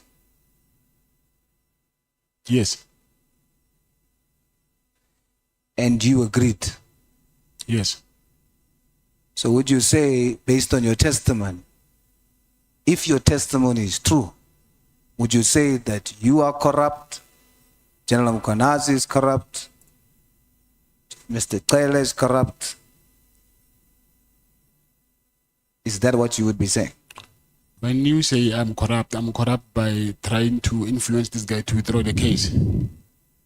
When you agree to assist in defeating the ends of justice, you are participating. But I was not given much of a choice because he said he's going to charge me with the case of my ex-girlfriend. And it actually happened. That's why I'm here now, because of that case. In your world, yes. In your world, yes. You are found in a rock and a hard place. But in terms of the fact, you would be participating in defeating the ends of justice. Yes, in that context, I agree. So it's all of you. Yes. So then, when that didn't assist, when you didn't succeed in getting the gentleman to withdraw the case, when you didn't succeed, you are testifying that because you failed and because you stopped or refused to pay what Mr. Taylor wanted, you are saying, are you testifying under oath that that's the reason you were arrested? I'm saying those two reasons. And also, the third one is I sent them a letter of demand after they cancelled my contract. So I sent the letter of demand on Tuesday, and on Wednesday I was arrested. So the answer is yes. Yes. General Mkhwanazi testified that you are part of the Big Five. He only named two in his statement, yourself and Mr. Malife. And he says there are three others, but you are two. Are you part of the Big Five? No, I'm not. Do you know Mr. Malife? Yes, I know him. You know him? Yes, I do. Not personally, but you know him. How do you know him? I know him personally. You know him personally? Yes. Do you work together in this Big Five arrangement? No, I know him because he used to come and visit someone who was my client, and he was very close with that person. So when I say personally, I'm not saying he was a friend. I'm saying I can see him, I can be with him when he was visiting my client. So you are testifying that there's no such thing as a Big Five. You are not part of the Big Five that does robberies and trafficking and drugs and armed robbery. That's what you testifying. But General Mkhwanazi testified that you are. So who's lying under oath? I'm not saying it does not exist. I don't know about it, the Big Five thing. But the fact that you are part of, you are one of them. Yes, I know that I'm not part of it. So who's lying? I'm not part of it. Who's lying?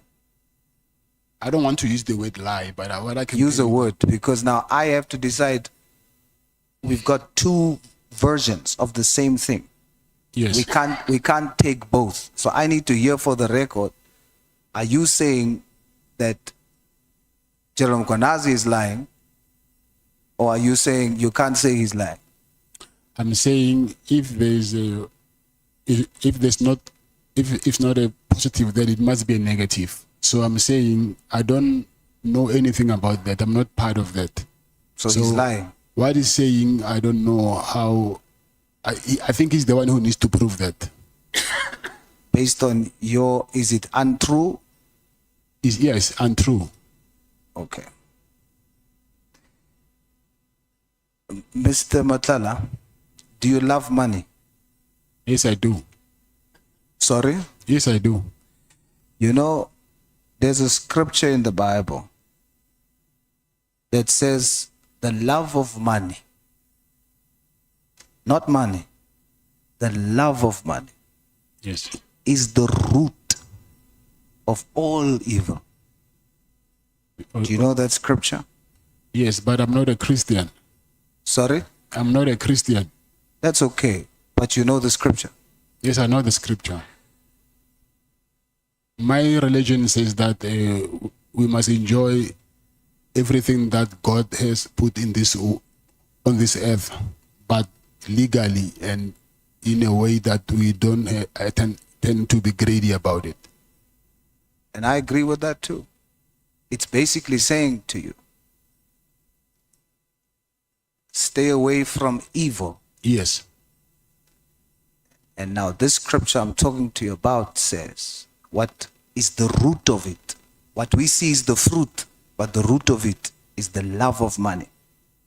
You say that you love money. Yes, I do.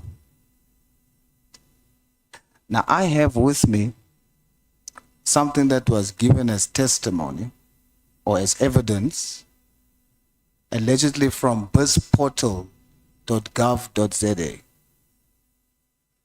And it states that for your business, Cat Security,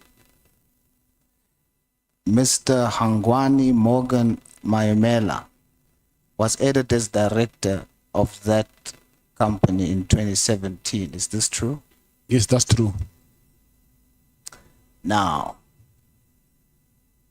it's very widely reported that he was the one that spearheaded the network who benefited from the contracts at Tembisa Hospital. And your company, as you testified and is in your statement, received RFQs from those contracts or from the hospital because you were registered as a vendor and you received RFQs. Yes. Babita Diakora, she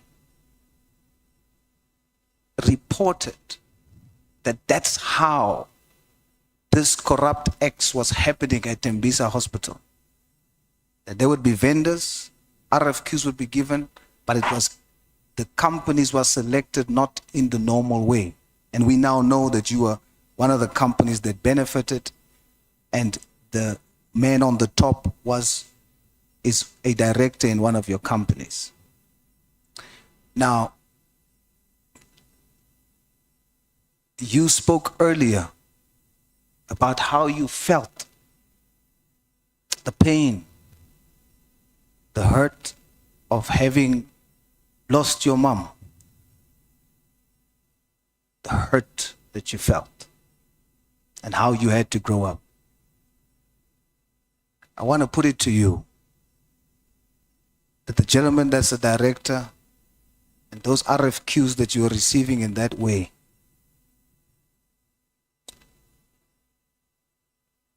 Babita was shot 12 times in front of a yard. You see that feeling that you had, or maybe still have? She has a 12-year-old daughter who's now going through exactly the same thing.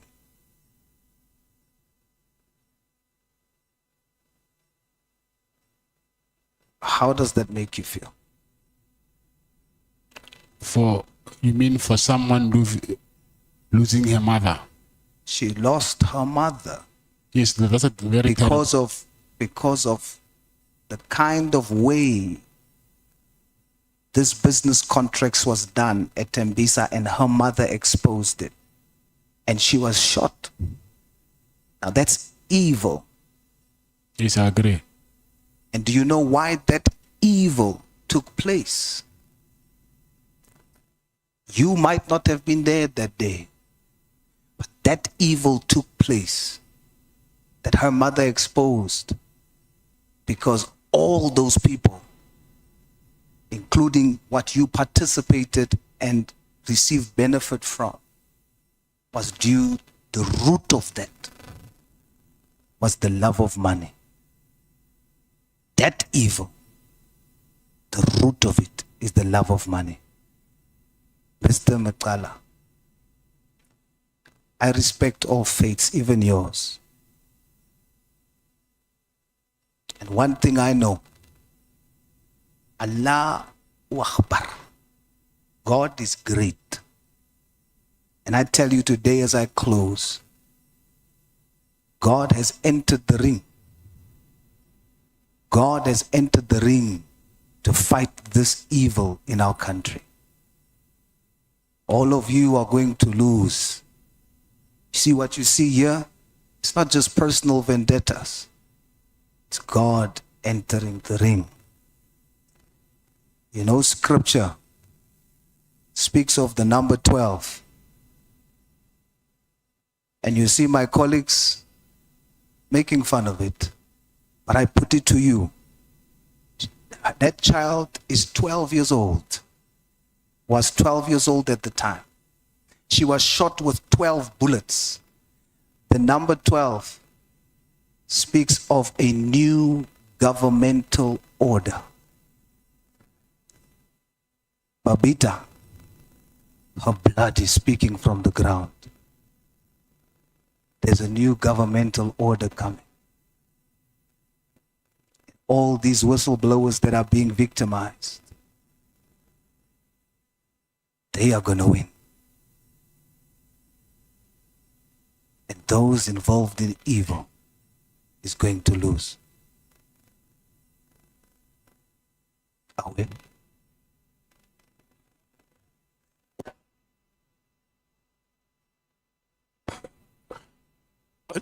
So much, Honorable Solse Mkhwanazi, do you have any comments that you may want to make?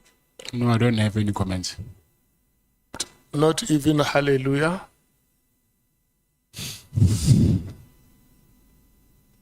Okay. We are progressing very well, honorable members, and I must applaud you. Honorable James, your time starts now. 6 minutes past 6, 21 minutes past 6, we should be done. Mr. Matlala, I listened to your testimony yesterday in which you claimed that firearms, cell phones, gadgets and similar items were taken from your property during the raid on the 6th of September and again in a subsequent raid, right? I would like to clarify the following. When you received your items back from SAPS, how exactly did you collect them and what did you collect? I went to the police station and I went there with my protectors, and then they said I must go to the at the back. They said SAP 13, and I found a gentleman there at SAP 13, and then who said I must produce my ID document to confirm that it's me. And then I showed him, and then he took out the register book, and then he booked them out. Okay, you are saying he booked them out. That means you took many things. I put it to you, I visited Brooklyn SAPS. I went to verify and I tested what you told us yesterday. I'm just back from there. I went yesterday and I went again today. You only took one item out of that SAP 13. One item? One item. What is one item? You took, I put it to you that you on that day, you only took one firearm is what you signed. That is in the SAP 13 book. I'm saying that's a total lie. It's impossible. I got all my firearms. I personally checked the records this afternoon and they indicate that you only collected a single Beretta pistol. Is that correct? It's not correct. It's a total lie. And I'm starting to have worries now. Why did you not collect all the other firearms? That because is a on lie. the first raid, I think they raided and they took about 5 firearms that was there with ammunition. The second raid was probably about 20 firearms that was recorded in that book that I saw today. That is a lie. It's a lie. It's a lie, yes. I put it to you that the person that signed for those items is a lady. A lady He's not a collected. lady, he's a guy from Northwest. He speaks Tswana. You see, that is something You that I didn't don't collect understand. it, sir, but you didn't collect your items. Someone else collected those items on the 31st of December. It was me. I remember very well. Even my VIP car, it was broken there outside. They had to fetch me with another car. I was there myself. I'm saying to you, I sat in that office earlier on when I left this place. A lady collected the remainder of those items on the 31st of December. I put it to you. You claimed that your watches were missing. You claimed that your laptop was missing. You claimed that SAPS has stolen from you. Yet you did not open up a case for your watches, your Rolex, your laptop, and everything else. You didn't open up no case for that because that wasn't recorded in the SAP 30. Raising your voice because of this. Because I'm you not are fighting with lying. you. Because you are worth me raising my voice to. No, you are also lying because what you're saying is not true. I saw. So you are saying that I'm blind. I'm saying that you are not telling the truth. I'm That is a talking the lie. truth. Yes, 100%. I'm saying so. I have I'm proof. saying to you that the records reflect that you did not fetch your own firearms. No. Then how did my firearm go to my office? So this is why this committee needs a forensic investigator so that we don't have to do our own investigations. But I did it anyway today. It's impossible. I put it to you. When I ask questions, No. it's not because I don't know the answers. You collect. I remember very well. It was on New Year's Eve. The guy is told me that Yes, it was on New Year's Eve. I'm telling you, it was on New Year's The Eve. guy said to me that he stays in. He's from Northwest. He Mkhwanazi. was even speaking Tswana. I remember very well that day. I will never forget. They came with a black BMW. Matlala Yes. and Honorable James. Or James Wayaga. No, wait, Matlala, you. May you, with due respect, honorable members, may you, with due respect, withdraw that statement. Yes. I request you to withdraw the statement. I withdraw the statement. Yeah, I want to make this request to you. I want you to have a conversation. Don't breathe on each other's neck. Yes. Because you are going to make each other uncomfortable. Just relax, take your breath, ask your questions. I've been relaxed all along, but you can see where this comes from. I'm talking to the two of you. I have made an observation. That's why I talk to the two of you. And I want to make this request to you that please have a conversation. You can proceed, Honorable Chair, James. I came here because I was invited and I've honored the invite. So I don't appreciate when someone is raising a voice at me. Whether she takes my testimony or not, it's okay. I understand that. But there is no need for her to raise my voice. I'm not a child. I don't even think she's older than me. But even if she is, still here we treat each other as equals. So I don't think she's got the right to raise her voice on me. That I'm not comfortable with. Mokodi, kgoši le ge ka ba e nyane go wena ke You are kgoši. not my equal. You are definitely So- not my equal. Say You that. can't say no, we no. treat each other as equals. We are sitting on two different sides of the Honorable fence. James, Honorable James, listen. You know, let's tell the South African public that when we are here, we are the supreme leadership of this country. There is no institution in the Republic of South Africa bigger than Parliament. Parliament is the highest locus of power in this country. And it will become a very sad day if a member of parliament will appear on television or on any media platform toe to toe with an ordinary citizen. That's why, without passing any judgment on either of you, I request you to have a conversation. And it's unfortunate, Mr. Matlala, for the statement that you made, and I'm once again going to request you to withdraw it. This part that says she may even be younger than you, it's unfortunate, and I humbly request you to withdraw it. No, I'm sorry, and I withdraw it, Chair. Yes. Listen now, as we are going to proceed. I don't want to invite honorable souls to pray for you for peace to reign. I just want you to have conversation. Your time is guaranteed, Honorable James. You will have it. No need to panic. Just have a conversation with Mr. Matlala. And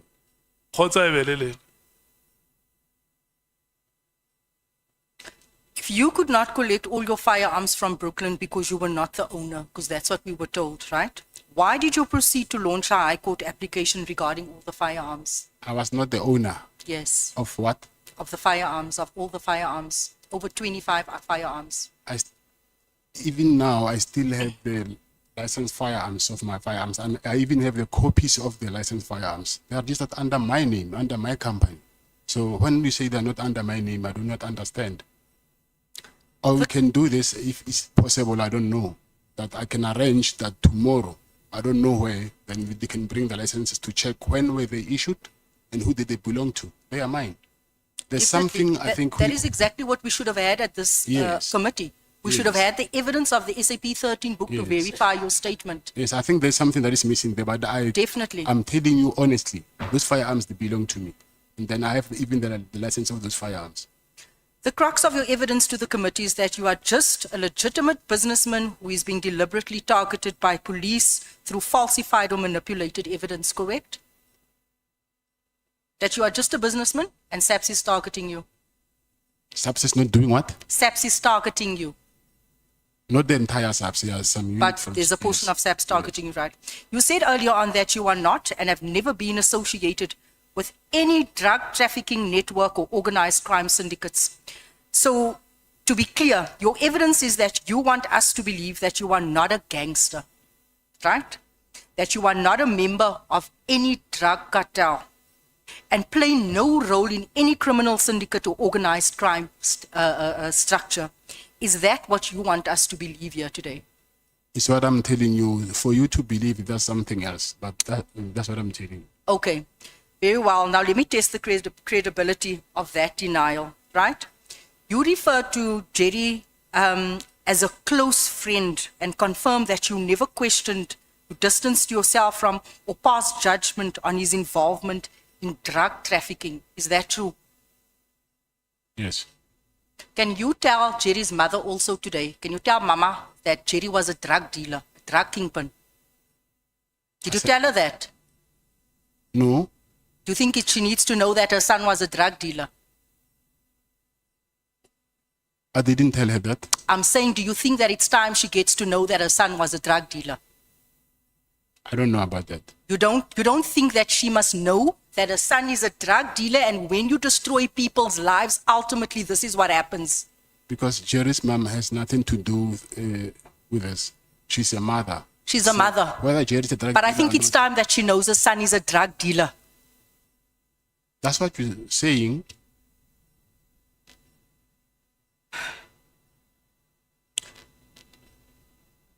Do you know someone by the name of Ishmael Nangi?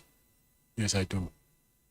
Were you involved in a business relationship with Ishmael Nangi? No. You weren't involved. Business? Yes. Any dealings? Do you have any dealings with him? No, I don't. You don't. Were you present at the meeting with Ishmael and Jerry on the night that he went missing? No, I was not. You weren't present at the meeting. The Meeting? night Jerry went missing, you didn't meet with him. No, I didn't. You didn't meet. No, Would this not be the reason why they think you've got something to do with his kidnapping? No, I didn't meet him that day. It was on Monday, I remember. Sunday, that Monday, he called me actually telling me that he was in the club on Sunday. So I was talking to Jerry on the phone, and we never met. But you never met with Ishmael and Jerry? No, Never. no. What would be your response if I put it to you that the allegation that you and General Sibia were allegedly involved in the sale of illegal drugs from stolen forensic laboratory to the value of 40 million rand, which was given to Jerry to sell, and that Jerry in fact owed money to you and Sibia and Nagy, and that was the reason for meeting him on the night of his disappearance? Like I'm saying to you, That Jerry owed you guys money. It was a drug deal gone horribly wrong. that is not true. Not true. Yes. I highly doubt that the truth of your answers, Mr. Matlala, but let's move on, right? Because you've had nothing to do with his disappearance. Yes. Because that's earlier on, Mr. Malema said that his family thinks that you are involved. And now I put it to you that there was 40 million rand worth of drugs sold, stolen from forensics that embroiled, alleged yourself and General Sibia. But you have nothing to do with that. That's my first time hearing that from you, actually. Would you accept that as a general principle, bribing powerful public officials is a fundamental ingredient of organized crime networks? Bribing people is the ingredient needed for networks. Yes, I agree. Thank you. Besides the 500,000 that you bribed former Minister Becky Cele, have you ever given money, gifts or financial assistance to any senior SAPS members? Besides that 500, have you ever given anyone, because we need to track the money? Have you ever given money to anyone, paid for anything in SAPS? Think very nicely. Not that I can think of. Not that you can think of. Let me try and refresh your memory. Have you ever personally paid for cosmetic procedures, namely a BBL, a Brazilian butt lift, right? For a senior member within South African Police Service? No. You've never paid? No. Okay. In that recording that you denied here all day, you are heard saying that you left 200,000 in a bin for General Sibiya's office. You deny that is you on the recording, because you said that's not your voice. Your voice has been tampered with. Yes, it's not my voice. It's not your voice, so you didn't leave 200,000 for No. Sibiya. No. Jy en Sibiya het niks te doen vandag nie. How do you know General Richard Shibiri? I know him through a friend. Through a friend, very close friend of Sibiya as well, right? I think they are colleagues, not. Yeah, they colleagues. Amal, same mengelmoes. In the same recording, you say that you paid this general 80,000 rand in cash. That same recording where you're singing that you gave the 200,000, 80,000 to this member. Like I'm saying, that recording is fake. It's fake. Yes. So you didn't pay for this. This 80,000 was for the fact that he was promoted from a brigadier and he was promoted to crime intelligence, and you paid for the celebrations. You didn't do that. No, I borrowed him money and he paid You borrowed me back. him money, Yes. the money for the party to Yes. celebrate his promotion. But he paid me But back. you just said just now that you never gave money. So you know a lot of friends, you have a lot of friends in SAPS. He borrowed me money. He borrowed money from me and he paid back. In the very same recording, you reference amount of 500,000. Here we don't have a name being paid to crime intelligence official. Do you also deny this? That I paid 500,000 to who? Crime intelligence official. In No. the same recording that played, all this money, trailing of monies that you've paid to people in SAPS. Unfortunately- Not you, not your voice. No. Okay. Do you understand that the common thread in the evidence before this committee is that you were corruptly bankrolling and influencing senior police officials? Whether you deny it or not, you have admitted to bribery of a former police minister. So why on earth should we believe you that you didn't bribe any other officials? I'm not saying I want you to believe me. I'm telling you what I know. So whether you believe me or not, that is something else. Why would a person who presents himself exclusively as a businessman be routinely providing large cash payments to senior police officials, including claims of leaving money in bins, paying for medical procedures, funding of officials within crime intelligence? Why would you be doing all of this? I've You never got done your that. firearms back. Why do you pay? You have a history of paying people in SAPS. But the Like information, you captured SAPS. but the information you have is wrong. I've never And left. people are always borrowing money from you. It's always in SAPS. Can I answer? Are you You finished? may. I'm saying I never left any money in the bin. I put it to you again, if these payments were not intended to influence wrongdoing, unlawful protection, preferential treatment, disappearance, or withdrawal of cases, then for what legitimate business purpose, you being a businessman, for what legitimate business purpose were they made?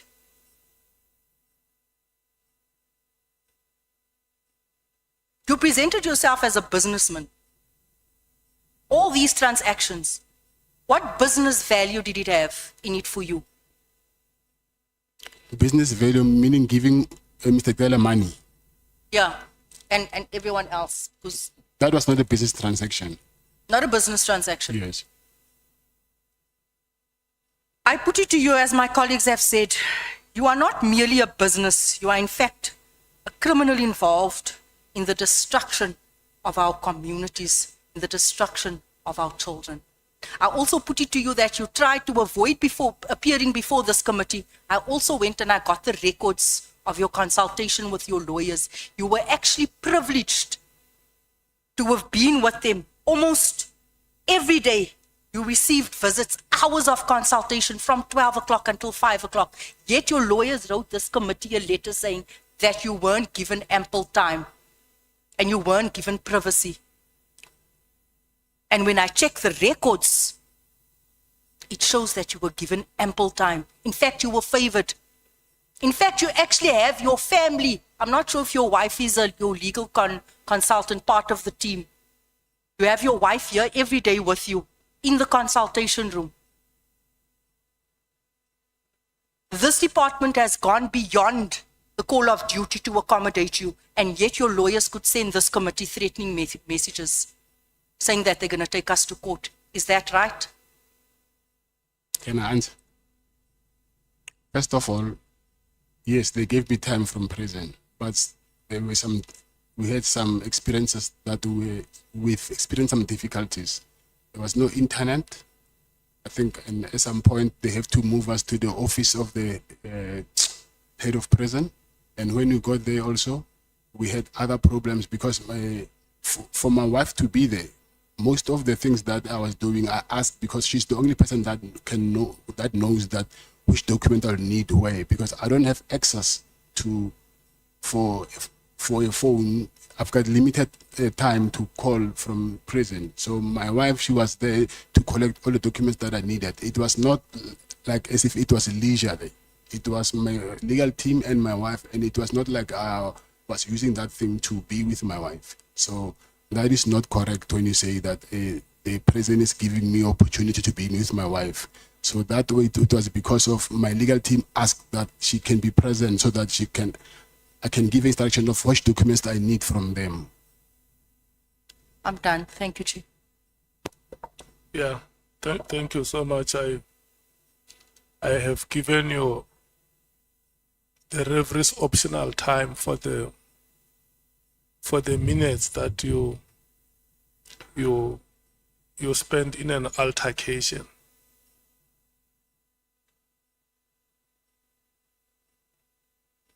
Honorable Chief Whip, Honorable Sangun, who is speaking. I will go first. Thank you very much, Honorable Chairperson. Good afternoon once again, It's Mr. Matlala. up until About that. 18:56. Thank you so much. Mr. Matlala, maybe let me just start here. You testified earlier that General Nhlanhla had attended a wedding of a metropolitan executive. Yes. Now I know you're telling the truth because I was at that wedding. In fact, I think I spent some time with General Nhlanhla. Is it your testimony that attending a wedding constitutes corruption?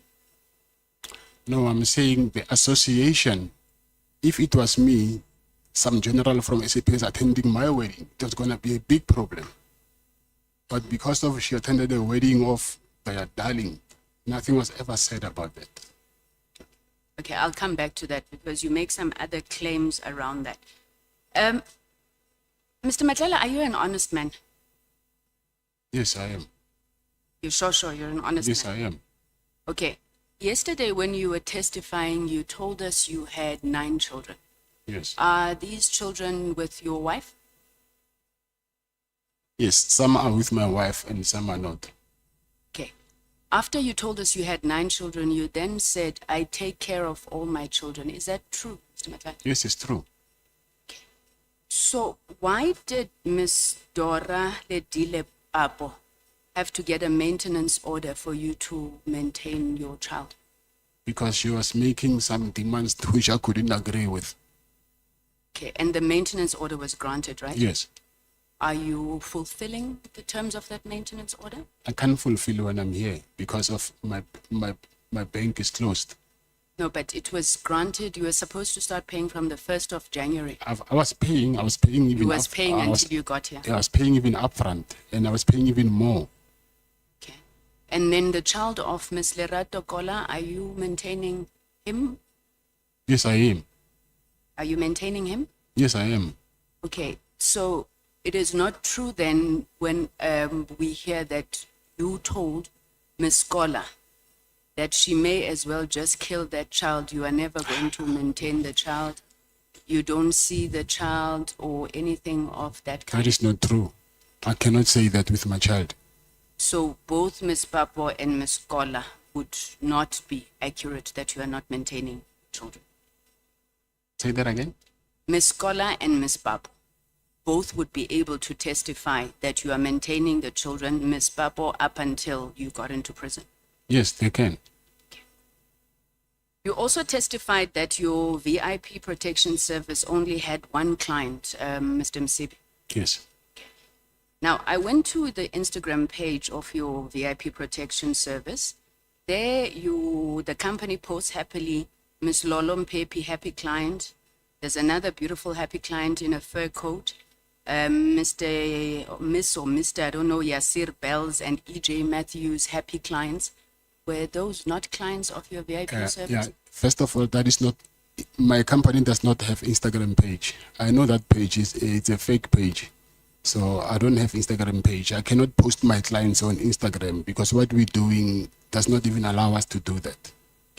So you ran a company, a protection service, separate from the security firm, that literally just ran on one client. Mr. Msibi must have been paying a lot. No, yes, I'm okay. I will elaborate that more. When I say client, remember I think I've disclosed that I've got clients which are like shopping malls, but that is not VIP protection. That's something else. Schools, construction sites, and other things. But is VIP protection part of it, or it's a separate Part company of security, yes. within the same company? So I think when I was referring to client, I was referring for the VIP's protection side. You also gave evidence yesterday. You were asked about conviction, and I think you've spoken to the issue of conviction many times today, and you said you had one conviction Yes. for the possession of stolen goods, Yes. which were a consequence of you buying and selling and what. Yes. And you still confirm that that is your only conviction. Yes, it is. Now, in the bail appeal to the High Court, the judgment there reflected, I think in paragraph 17, if I'm not mistaken, that it was common cause that you had a previous conviction of housebreaking and theft, and that is what you served 4 years in prison for. That's very different from the possession of stolen goods. So, which is it? Did the court get it wrong? Yes, I can explain that to you. The goods that I was arrested for, they were from housebreaking. So that's why I was charged for housebreaking, because the goods were from housebreaking. But what were you convicted of? Of Was it housebreaking. possession of stolen goods, or was it burglary? Okay, they say on the charge sheet, it was housebreaking and possession of stolen goods. So you were convicted for burglary. Yes, I'll say that, yes. Did you burglar? Is that where you were I'm convicted? saying I bought goods which were from the burglary, then I was convicted for that as well. Does that seem plausible to you, though, Mr. Matlala, that an entire court would find you guilty of burglary, but when you were just in possession of stolen goods? No, because I was charged for it. The court will work on what they have on the charge sheet. The charge sheet said, so I was telling that what was I arrested for. So the charge is something else. Even now I'm charged for, And you were convicted for burglary. yes. And you still maintain you're an honest guy, Mr. Matlala? That's honesty. No, it's two separate things that you said that don't speak to one another. I think I didn't explain further that they can charge you for theft of motor vehicle even though they find you with possession of a stolen car, but they can charge you for theft of it as well. Let's move on. So I want to ask about this issue of the lease agreement at the police college. Eh? So you got this lease in January 2024. Do you know the date maybe? No, I don't know the date. Okay. But let's say, for argument's sake, I mean, there were big days, 2nd of January, right? By the 19th of January, you've already instructed your lawyers that they must send a letter to the National Commissioner demanding eviction of, I think it was SAPS members from a building in a SAPS training college. What was the rush? Because I have the lease agreement. So you wanted to get in quickly, ne? Come again? You wanted to get in quickly.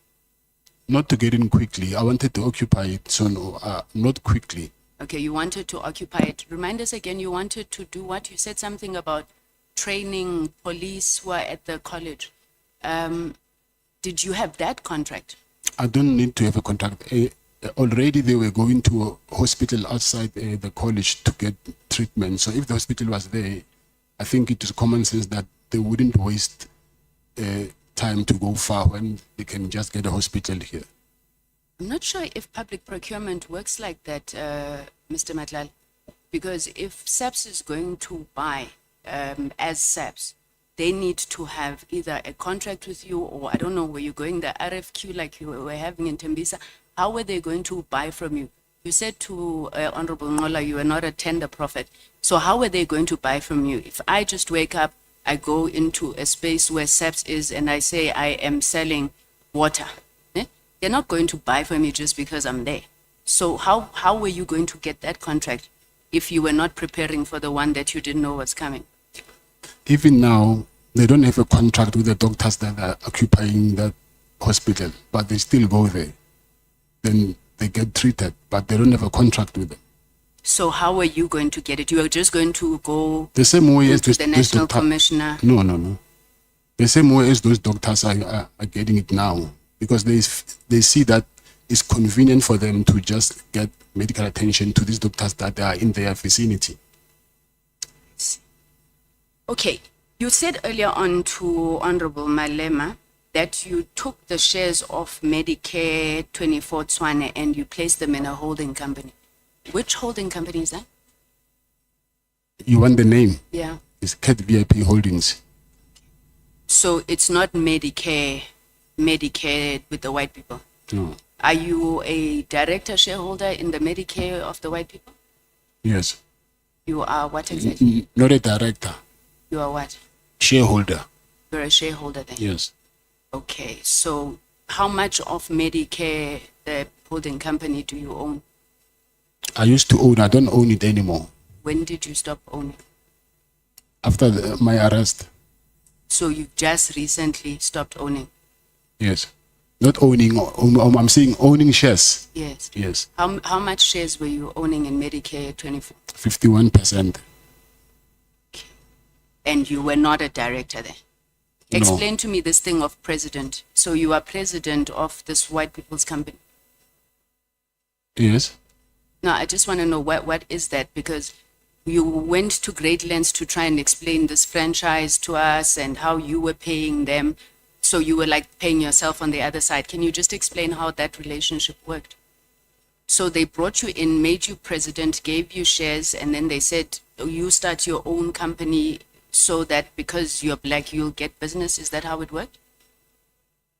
I will pay them for the management because they know about the industry. So their shares, they are worth for that management that they do for the company. How much of the company did you own? 51%. So why did you, I mean, if you're a majority shareholder, why did you then think it was necessary to go and open the subsidiary called Medicare Tswane? I've opened it before. No, I'm not saying it's wrong. I just want you to tell us why you thought you should do that. It's because of I wanted to help to explore my business on the side by myself. All right. Then Jerry, you said you didn't do business with Jerry. No. Have you ever done business with Jerry? Yeah, it was that contract in Fort. But it's not business. He said I got a contract with him and then we were sharing the profits. Okay. Now, you had a business with Jerry, Laxo Africa Brands. What was that about? Yes, but now I own it myself. Him and it was not only him, it was him and the other friend of Dalobo, ours. you said you've never done business with Jerry. So I'm just trying to understand. You register a company. Yes, we were planning to do business. We opened a company because we wanted to do business. But that thing never materialized. And then they resigned. And then it was only me. So we've never done any business. Okay. Now, when the police went to your house for the raid, they claim that they found the sheet in one of the employees' rooms, which looked very much like the sheet in the videos that were demanding ransom for Jerry. How do you explain that? I don't need to explain it. I do not even understand how is that possible. Because first of all, this drug kingpin that they claim that I am, I will go to an extra mile of kidnapping someone, but somehow I forgot to arrange a safe house and end up putting someone in my own house where there is staff, there is children, there is my wife. What if they see that person there? So it's easy, it will easy for them to go to the police. So that thing that they're saying, I see what they are up to, but it does not make sense to me. So the correct way to do it would have been to put him in a safe house. But it does not make sense. How can you kidnap someone and stay with him in your own house? It does not make sense, that thing. How I understand it, Mr. Matlala, is that in one of your employees' rooms, there's a curtain that closes the window. That curtain is a sheet that is torn, the way that it's wrapped and whatever, is very much like where Jerry was. Now, I'm asking you, when you are told that this is where Jerry was, not what you should have done, safe house, when you are told, your view is what? This sheet maybe just looks like the other sheet?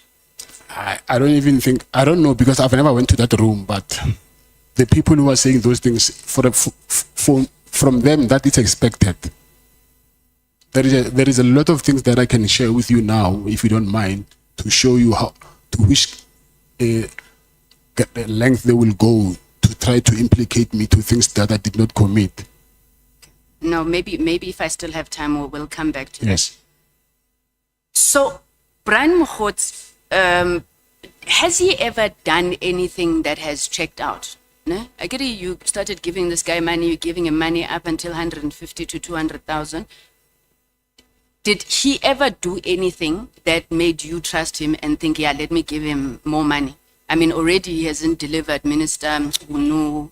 Okay, so he didn't. Ne? Now, you said at some point that Minister Ele asked you how you got the contract. Yes.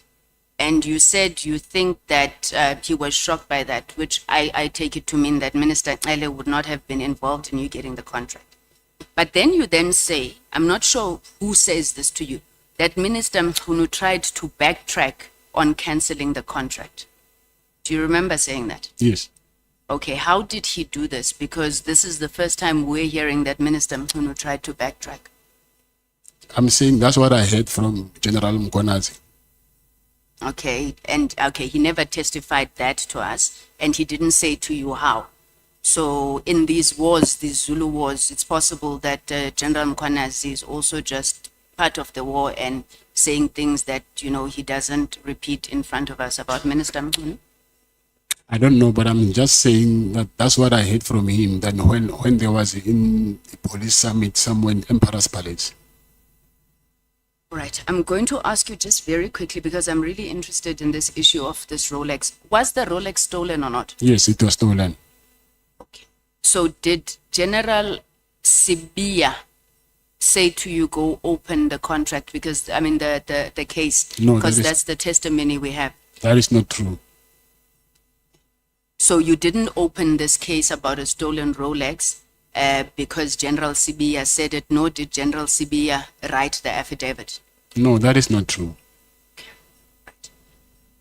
When you meet with Lieutenant General Mkhwanazi at the Pearls of Mhlanga, why did you want the Hawks head Senona at the meeting with you? Because I just thought, because he's in KZN, and then they both work together, maybe he might be comfortable with someone that he knows. I didn't want to go there by myself. Who was supposed to be comfortable, you or General Mkhwanazi?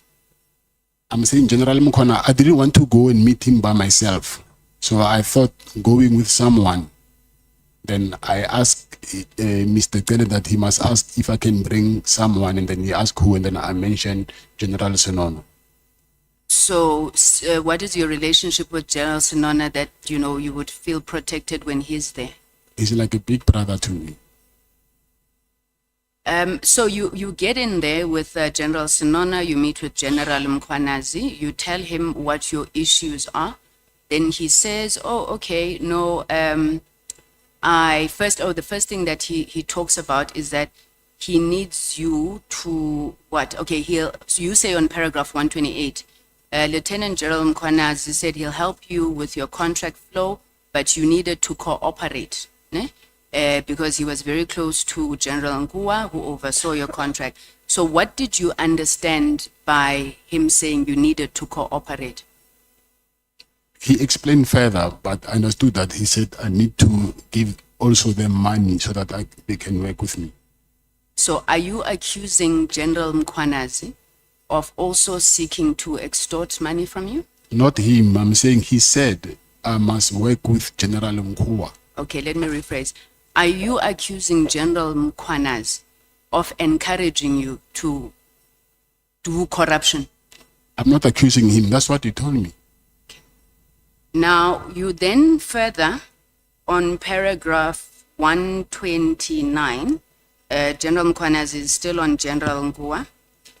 You say that General Mkhwanazi told you that General Nkua is possibly corrupt, she's got properties and things like that. From your evidence there, when you mention these properties that have been turned into B&Bs and what, would you say in Mhlambi the value of those things is over 100,000 rand? Yes. So section 34 of the Prevention and Combating of Corrupt Activities Act, right, imposes a duty on certain individuals to report corruption, fraud, theft, forgery, artery, etc. if the value involved is 100,000 rand or more. This particular section applies to individuals in a position of authority who know or suspect that these offenses have been committed, and failure to report is a criminal offense. I'm asking you now, are you saying General Mkhwanazi knew that General Nkua is corrupt, however, he did not fulfill his duty to report such corruption? I'm saying General Mkhwanazi told me that General Nkua is getting money from the service provider that she was working with. And then she was even buying properties that she cannot afford. So arguably then General Mkhwanazi himself is guilty of a crime of not reporting. I've read to you section 34 of PRECA. Yes, I hear you. Lieutenant General Mkhwanazi withdrew an allegation he had made against former Minister Ele, that Minister Ele provided you with banking details. Because we don't know what to believe anymore now. Did Minister Ele at any point provide you with banking details for the payment of any monies? No, he never gave me any banking details. On the 7th of February 2025, I'm just not sure where it is in the witness bundle, you sent a message to your friend, Mr. Mike Van Wyk. It's one of our friends from our Mlungus from Medicare, Mr. Mike Van Wyk. You said when? 7th of February this year. Okay. You sent a message to Mr. Van Wyk, which contained extracts of an article about the arrest of the National Commissioner and Lieutenant General Kumar. Mr. Van Wyk then responds to you by saying not good. And then you respond by saying, it's actually good. My person is going to be the National Commissioner now. This is something that also General Mkhwanazi had testified about. Now, just to be sure, because your phone was tampered with, do you remember these messages? No, I don't. So are you disowning these messages? Yes. Let's assume that you know these messages are there, because I'm interested. Who would have been your person in this instance? No, I don't know that message. I cannot even assume. You cannot even assume. Maybe my final question, Mr. Matlala. Okay, I've got 4 minutes, so I'll ask this one very quickly. Ekurulen, your friend there, Mr. Julius Mkhwanazi, you said you donated these cars. When was this? I forgot the period. I think 2023. I think 2023 or 22. I'm not sure. I forgot. What was the process that was followed for the donation? I sent a letter of donation, and then they accepted the letter, and then that's when I donated the letters. Did the cars. municipality acknowledge, did they declare in their financial statements the donation, anything of that kind? There is a process. Did they accept, did they send you a letter accepting the donation? Yes, those letters actually, they are with IPID because they came to my office to do the investigation. So Okay. we can confirm that with IPID. So there are letters Yes. accepting. And also the rejection letter when they said, no, you need to fetch your cars back, to send me a letter. Okay. And who wrote those letters? Would it have been the From the city government. manager? I forgot. So you testified that you've got special forces and task teams as part of your entourage. Do you have any other policemen or women on your payroll? Payroll meaning You pay who regularly. works for me. That you pay. They don't, yeah, they would work for you in different ways. Do you have other policemen that you have on your payroll? Who are still in the police force or who works for me. I want to understand that. Who are still in the police force that you regularly give money to? Okay. Let me stop there. Thank you very much, Chairperson. Thank you, Mr. Matlala.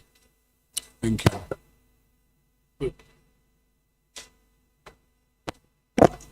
No, thanks, Chair. Until 20 past 7. Until 20 past. Thanks, Chair. I think, Mr. Matlala, I want us to start by dealing with what appears to me, and I'm sure maybe other South Africans, as very strange coincidences. You know, coincidence is possible, but some of the coincidences become very strange when they assume a particular pattern. I'm going to enlist those coincidences and ask you to comment on them. The first one is that you have a problem with your tender, whatever the nature of the problem was. And then you decide to Google the details of Lieutenant General Spear. And you get hold of him and you arrive, the man is an acting national commissioner. That's coincidence number one. The second coincidence is that your wife attended a party that you don't know. You don't know he's going to the party. And then suddenly she becomes unwell. You decide that she says, please come and fetch me. I mean, you're a highly guided man. You are followed by a big entourage. But you decide on that day, I'm going to Uber. Never mind my security situation. I'm going to Uber and get to the place where my wife is. And in your statement, you're saying your wife had said, please come because I'm not well after having taken some few glasses of champagne. But when you got there, she said, no, don't rush. Don't rush, baby. Let me finish my other classes. And you stay. And upon you staying, you then recognize that, by the way, this is a party of a General Spear's child. What a coincidence, again. And then the other coincidence is that you get a contract, a Brigadier Netengwe, who happens to have participated in the BAC as well as the other committee of adjudication. A day after you are awarded, he walks into your company. And then he says, you know, my niece is in deep crisis. Please employ my niece. You employ the niece immediately. All of these things, what message should they be communicating? How do you explain these coincidences yourself? This is just a God-given situation. It could have happened to anyone, and in this case, it was me. How do you explain this coincidence in a rational way that South Africans can understand in the way that I suppose you do? Okay, the first one is I didn't have a problem with a tender. It was a lease agreement for the hospital. It was not a tender when I went to meet him with General Spear. So it had nothing to do with the tender at that time. So So, and then he was the head of the detectives. So if it, I don't think it could be a coincidence because of you'll only find one head of detectives. So it was him. So whether he was acting as a national commissioner by then, it didn't change that he was still a head of the detectives. And my wife, when I said I went to fetch her, it was very late. So my protectors were already knocked off. To call them to come back, I think for me it will waste time. So that's why I just decided to take an Uber to go fetch her. And Mr. Ntengwe, I wouldn't even mention him in my affidavit if I had something to do with me, if I'm the one who initiated to hire his niece. So I mentioned it because of also, it came to me as an instruction more than a request to hire his niece.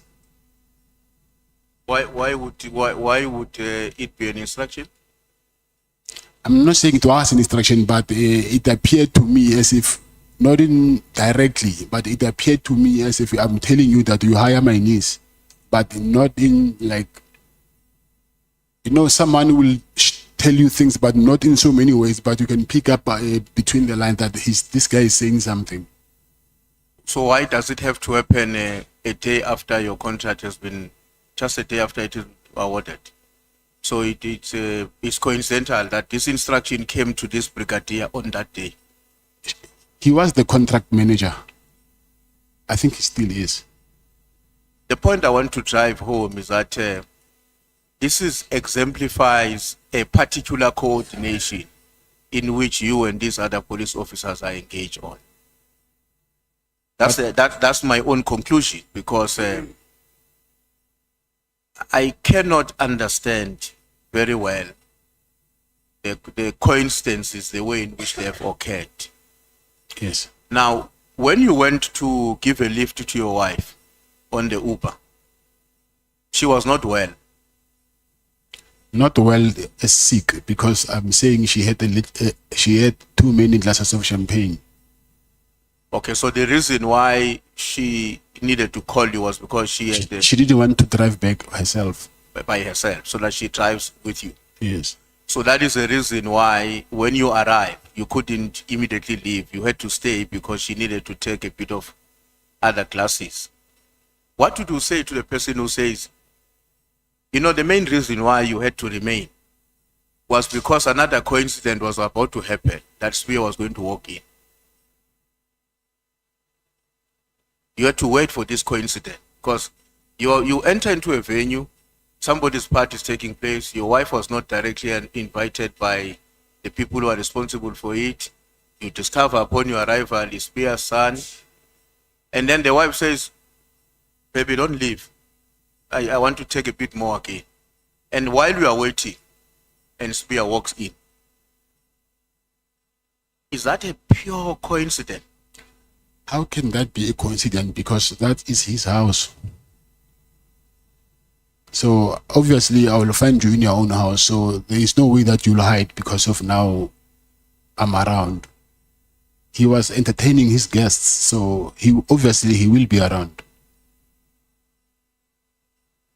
So would it be correct to conclude that you and Spear have a potentially stronger bond than what the South African nation may know? No, we don't have.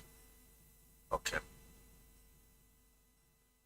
Now, on paragraph 72, now this was a paragraph 72 of the unsigned version. So I'm going to explain what it means so that I don't have to worry to check on the new one. I'll give you the background. The point you are making there is that the allegation that you were funding a campaign for Minister Mkhunu are unfounded because you couldn't have engaged on such an exercise, given the fact that you had known who Brown Mohoti for a very short period of time. Now, that is not my main issue.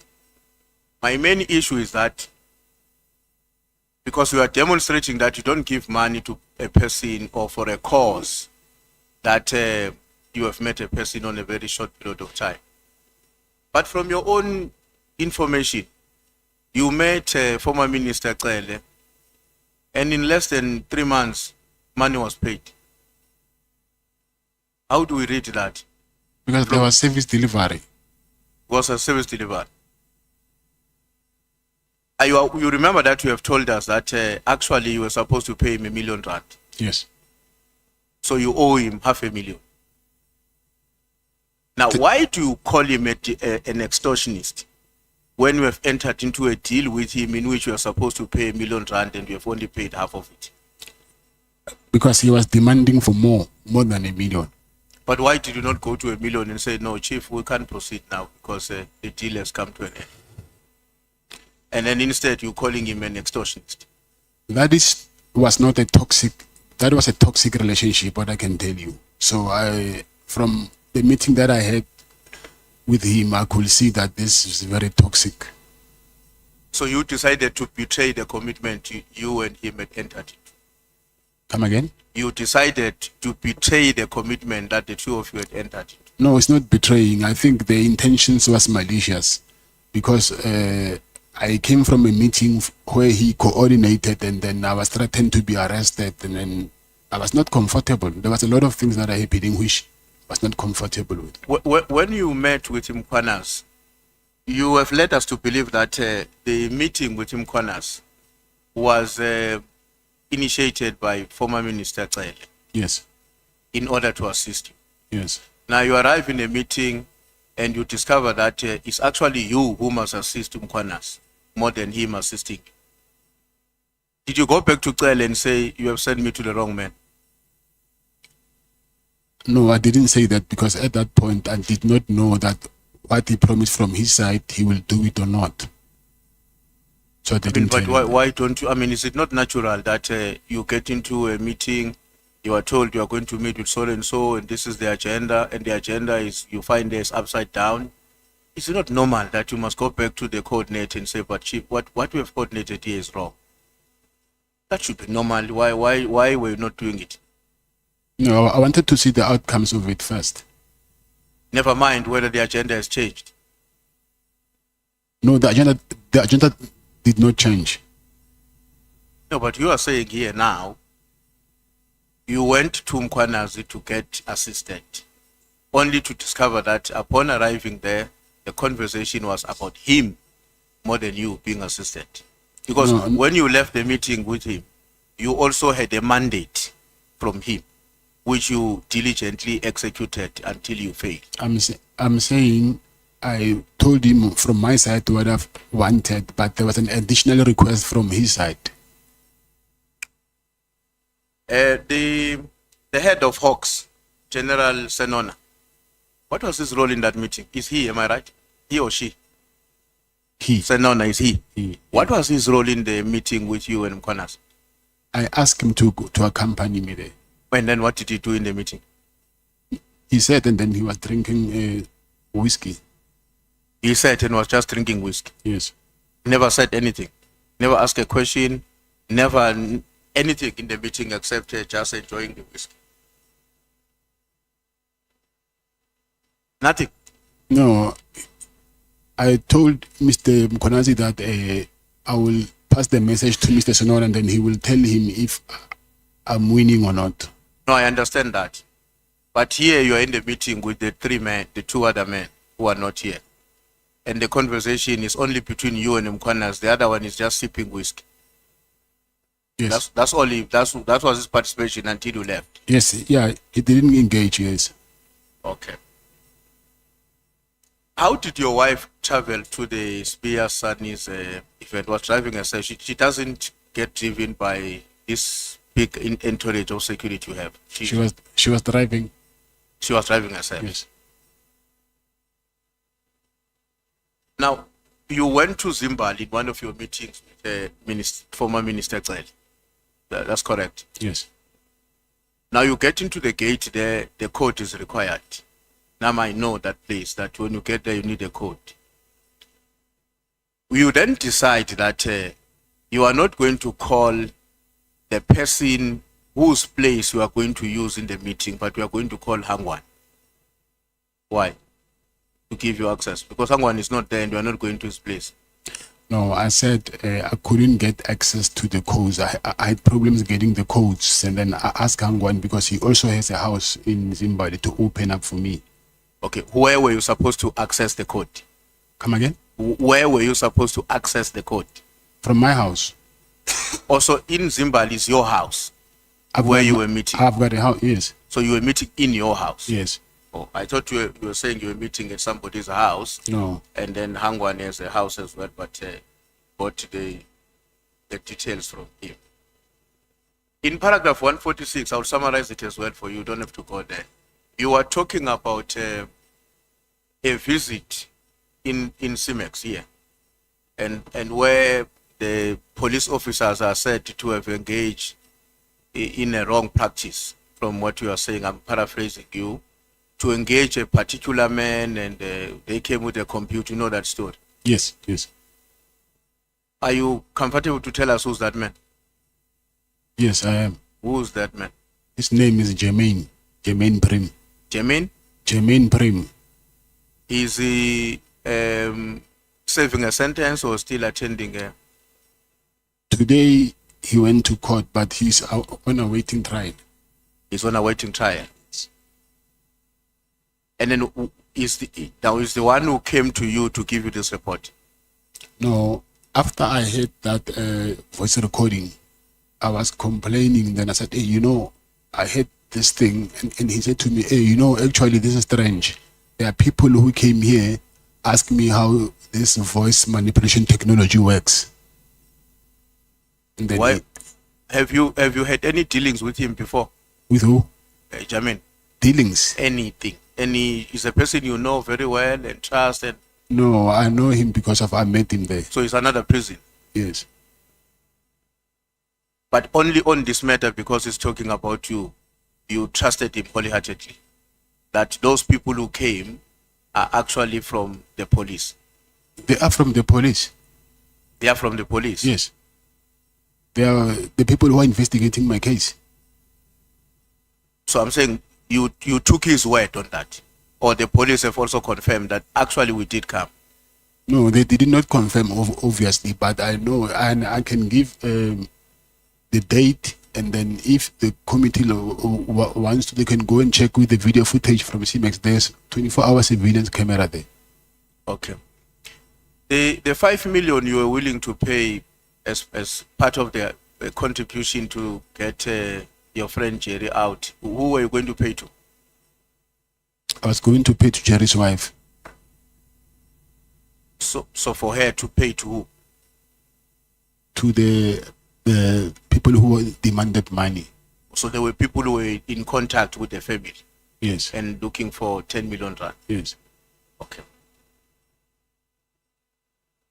Now, I think somebody asked this question, but I just want to further clarify it, help for you to help us to clarify it.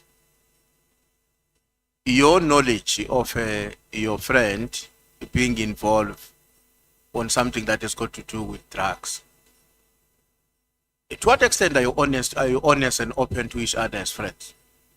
I mean, under normal circumstances, my friends will talk to each other openly, including to guide each other away from dangers that may be visited on us as individuals as well as our families, because we should be having an ambition to grow up and to raise our families as well to the level at which it could be possible in life. So in that way, we should be treating each other in a true sense of being brothers and friends. And I wouldn't expect, I can't keep quiet when a friend of mine is involved in drugs. So how far do you go with your friends, or in this case maybe with Jerry, on matters like that? I taught myself that I must not judge people. I will only advise, but if you want to do whatever you want to do, then that is up to you. So that is your own approach to how you engage with your friends? Yes. You leave them to do what they want to do. So are you not worried, Mr. Matlala? Because you know there is an understanding that at times people who are not close to us, they get to understand us better on the basis of the company we keep. I am not worried that if you keep a company of friends, or one amongst them, who engages in activities that are not honorable, if I put it that way, that has an impact on your own standing and reputation. Yeah, but I do not understand. Is that a question? Yes. Are you not worried? My question is, are you not worried that the company you keep might have a negative impact on your image and standing? No, I don't think people who are mentally matured enough, they will judge me based of my association. Do you think so? Do you think that's how normal life works? Do you think that if I'm walking around every day, me, with the people who are drug dealers, they're my friends, the company I keep, we drink together, we go to clubs together, the population is going to say, the drug dealers are these other ones. This one, no, it's not. Is that how society functions? I'm saying this because of they might not know what are you saying to this guy. Maybe you are trying to rehabilitate him or something. They don't know that because of what you say. When you talk to him, they are not there, so they don't know what is your business with him. Yeah, they would not know. But in your case, we know that your business with him was to keep quiet and not to advise him against doing something that places his life and maybe that of his family at a greater risk. In your case, we know.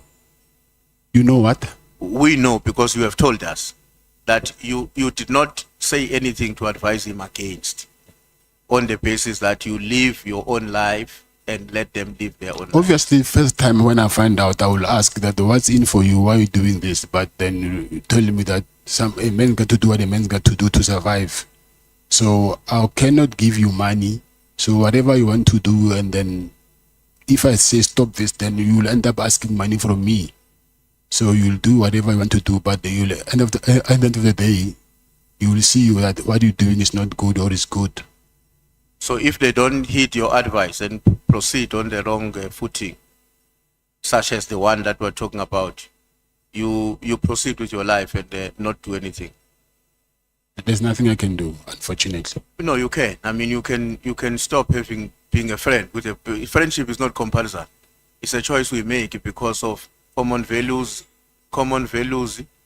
and the fact that we may have grown together, or like me, and we are in the same organization together. It's a choice we make. Friendship is a choice, not comparison. Yes, I agree. You agree? Yes.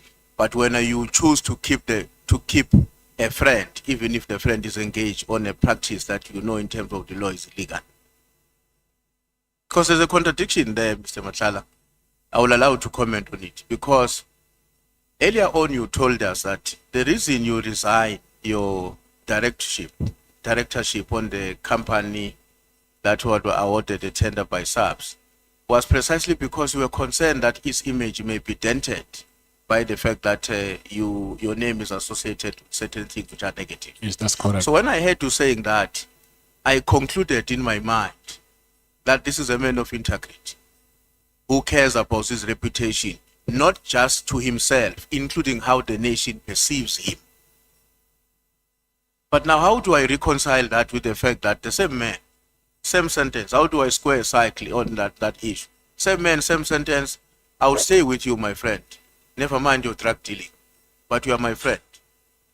But I cannot compare a person with an entity. Then an entity, I have a choice to resign and then sort whatever I need to sort out. But a person, I wouldn't say he's a bad person because of what is. Sorry, you can go ahead. I'm saying I wouldn't now want to judge you because of what you're doing. But my business, I have a choice that I can, because it's my business. But I cannot tell you that stop doing this, because of now you will tell me, okay, I'm stopping this, give me the same money that I was making. And then that's not a good friend. The next thing I will say, I'm stopping the friendship. Because if we are honest to one another and we are good friends, we are family men, I mean, you're a family man, you've got a wife, you've got kids, you've got profound responsibilities, not just to your own, to yourself, but to the family in its entirety. So it's incumbent upon you to say to somebody that drags your name into a direction that will endanger that future, to say, no, I can't stay with you. It's not compulsory for me to be a friend with somebody. Never mind, even if we grew up together, we'll spend years together. But if you take a route that is the one that we are talking about, I'm perfectly entitled to say, no, let's stop. Now, I'm asking myself, because we can't even get evidence where you would say, no, I went to a common friend. We've got a common friend. We realize that this friend of ours is engaged on a dangerous terrain. I went to this other one to say, help me to persuade this man away from this thing. Why would two friends not do that to one another? Yes, I hear you. You agree with me that it's Yes. not normal that Yes. two friends would not do that to one another. No, I agree with you. Okay.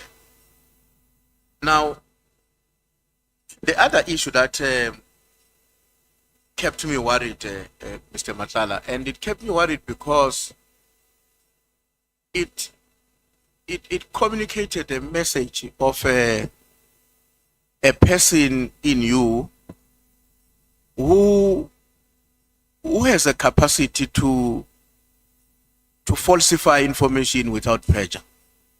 Cele comes to visit your place. He's going to stay there. There's no pressure there. There's no pressure for you to say to people, that's my business associate. I mean, somebody's coming to my place. Whoever that is going to be at the gate has got nothing to do with that. They must give the key Yes. to the person themselves. Why would you have a pressure to cook up a particular relationship with God?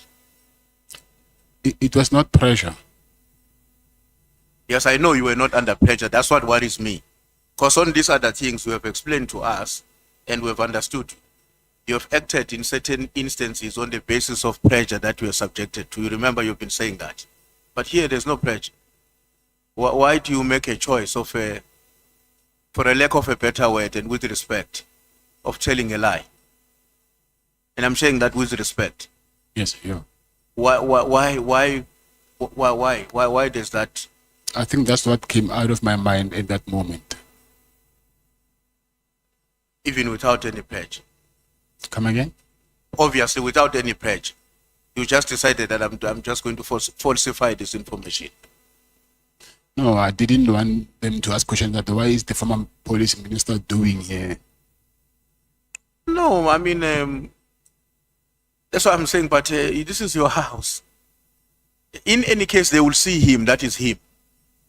No matter how you have classified the relationship, Yes. they will still see it's him. So I would have expected that you will say, give the key to Mr. Clele is going to be there, and leave it at that point. You know why that issue about the ability to change things without pressure, you know where it becomes a problem. At some point, we are going to have to interact, as Mr. Malema was asking earlier on. At some point, we are going to have to contend with two versions of the information before us. You having given General Cele money, him saying that I didn't get it. And without us having the recordings, as you were saying, you answered the question, some of them get deleted after some times, without us getting that information to firm up your evidence.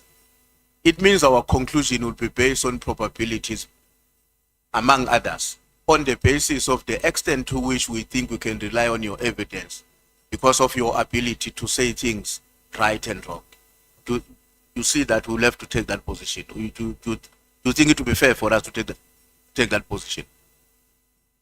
Yeah, I hear you, but unfortunately, I do not have any evidence that I can back my statement. So I think maybe my witnesses for the in Beverly Hills, because I was with my protectors at that day.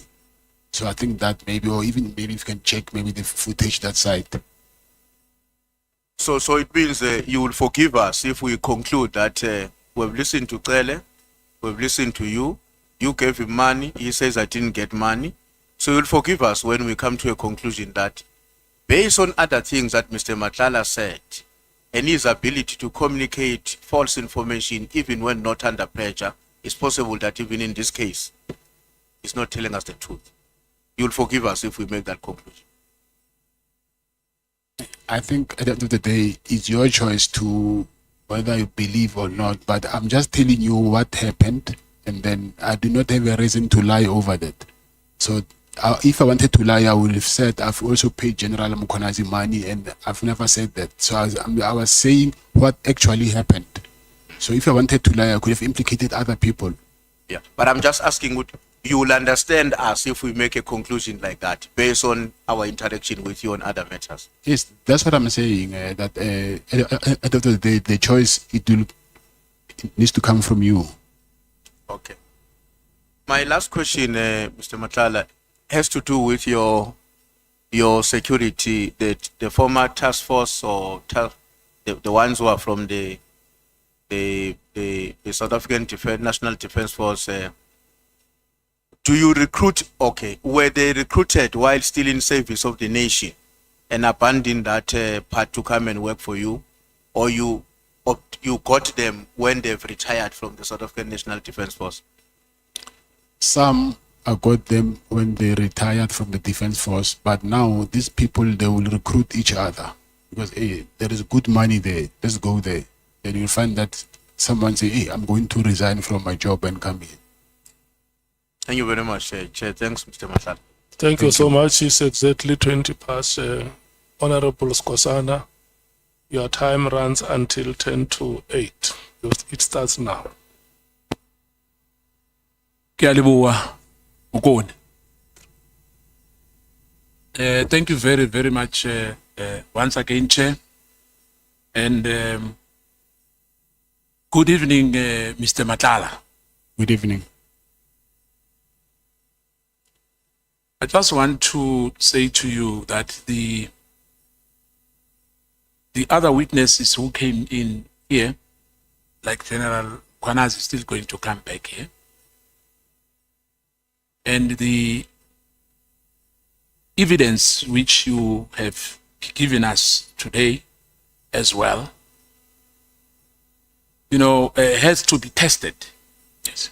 As I said earlier, I think I said this is not a court of law. We are probing here. We are not crucifying anyone. Now, I'm going to start by asking you, do you know Major General Sinona from the DPCI is the hawk boss in KwaZulu-Natal? Yes, I do. How long do you know him? 5 or 6 years. Because I understand that he said that you've grown up together.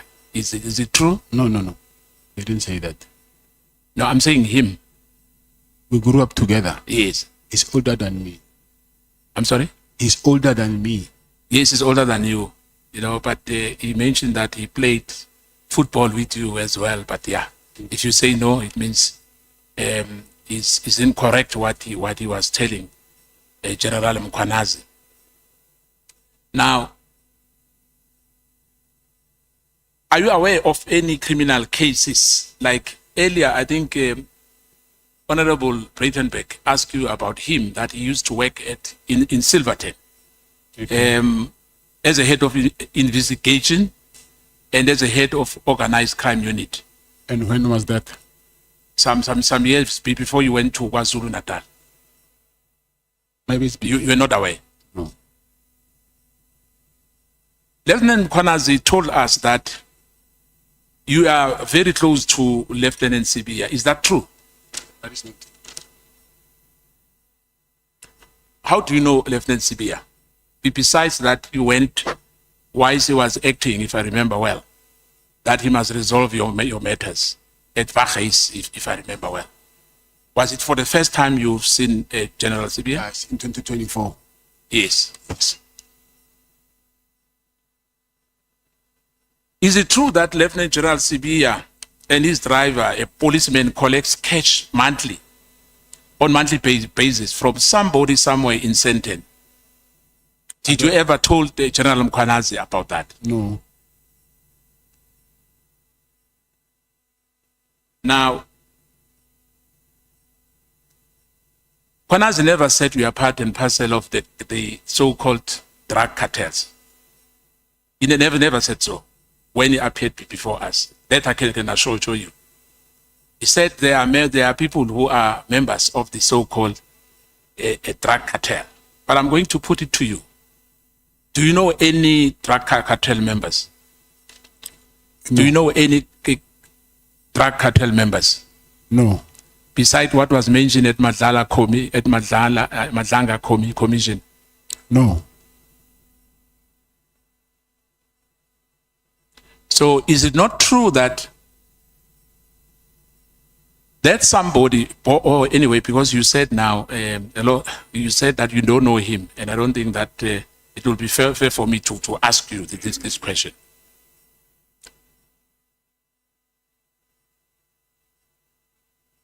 Lieutenant General Mkhwanazi is a provincial commissioner. Do you know that?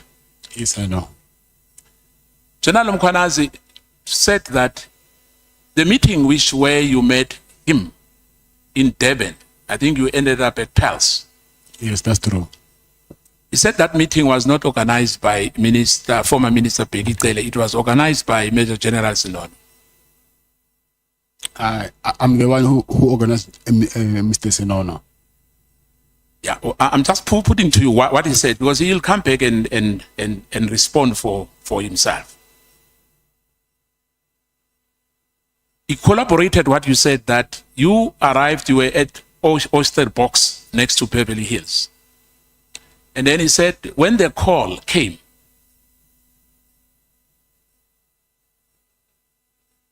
he was told he must come to Oyster Box, and he said, no, he's not coming there. You must come out. You came up with a small car, and then you gave him the description of the car. Who, me? No, whether Major General Sinono, but Major, not you, Sinono said that, I remember very, very well, that when you come out, he will see you is at Belvedere Hills. Then you'll follow him, as you said yourself, that you went to Pearls, the boom gate, you opened, and you went to a penthouse there. Am I right? Yes. Now, then you were arrested, am I right? Besides that, you raised an issue about, before you were arrested, there's this guy called Neji from Midstream.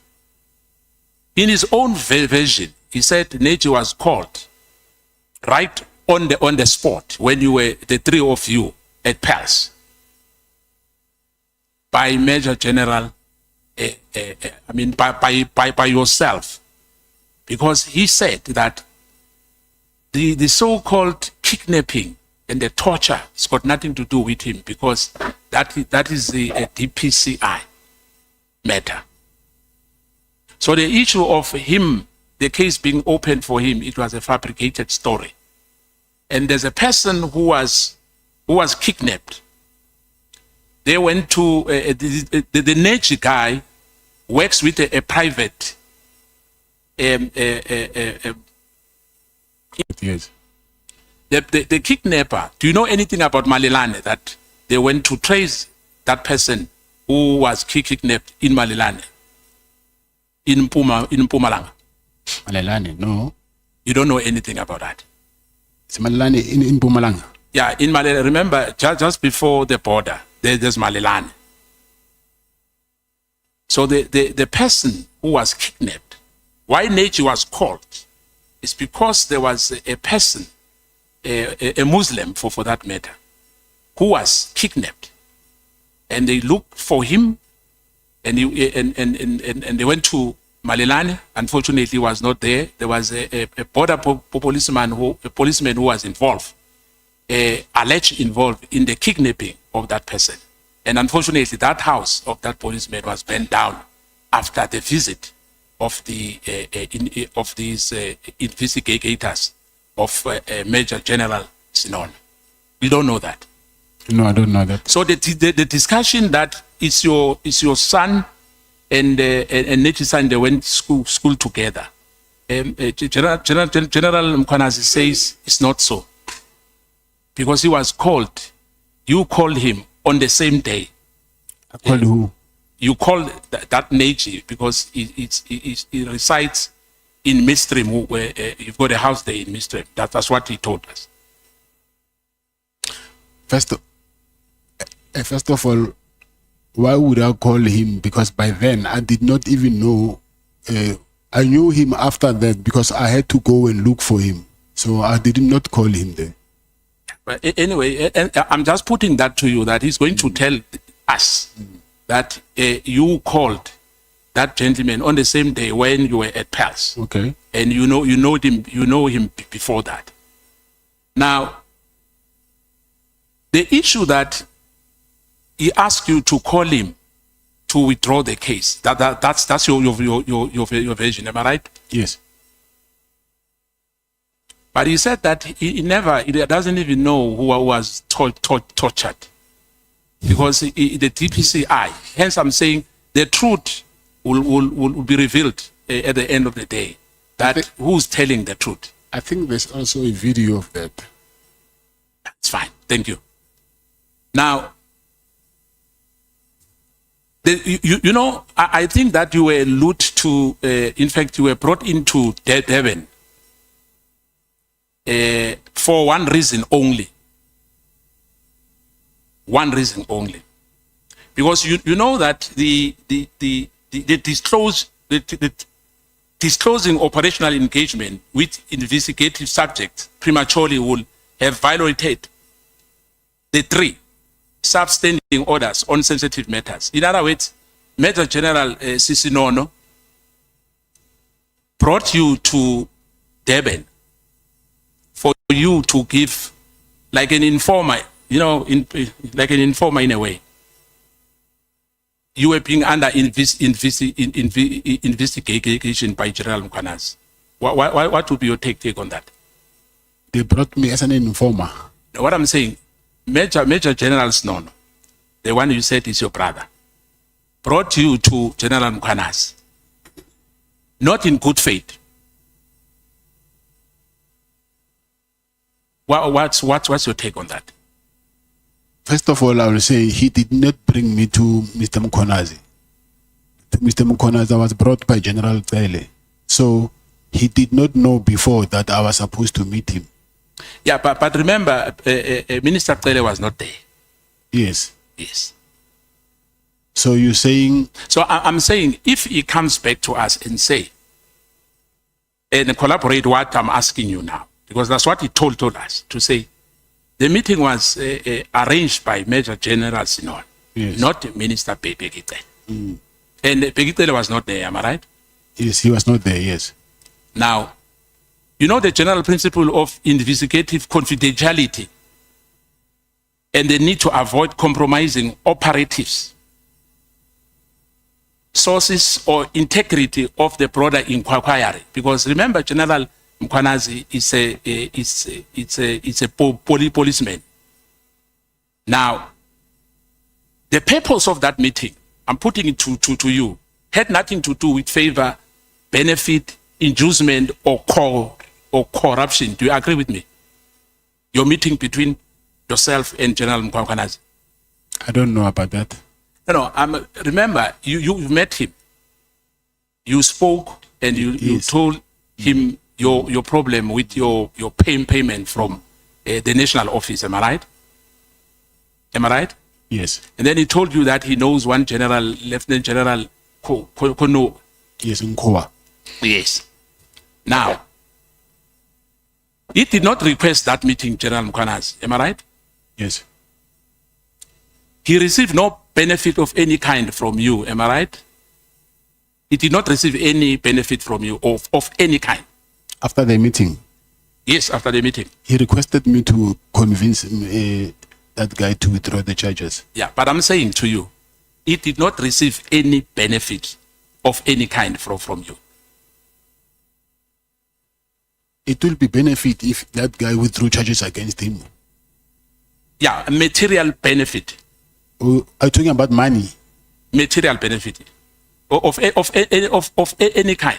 Yes, I'll agree with you. Did the meeting alter, restrain, redirect, or weaken the investigation into your tender network. What that meeting, the results of that meeting in your, was it a wasteful meeting for you? What is your take? I will say, after a while, then I think it was wasteful. It was a wasteful meeting. The trip was really a fruitless expenditure. Am I right? Now, the meeting was not probative of any wrongdoings. Do you agree with me on that again? Yes. It is therefore no material to us as parliamentarians in this inquiry unless it involves improper influences, which it did not. Am I right? It doesn't influence us by any means, your meeting. It does not influence us as a committee. I don't know, because I've been asked here to testify, so I don't know if it does not or it does.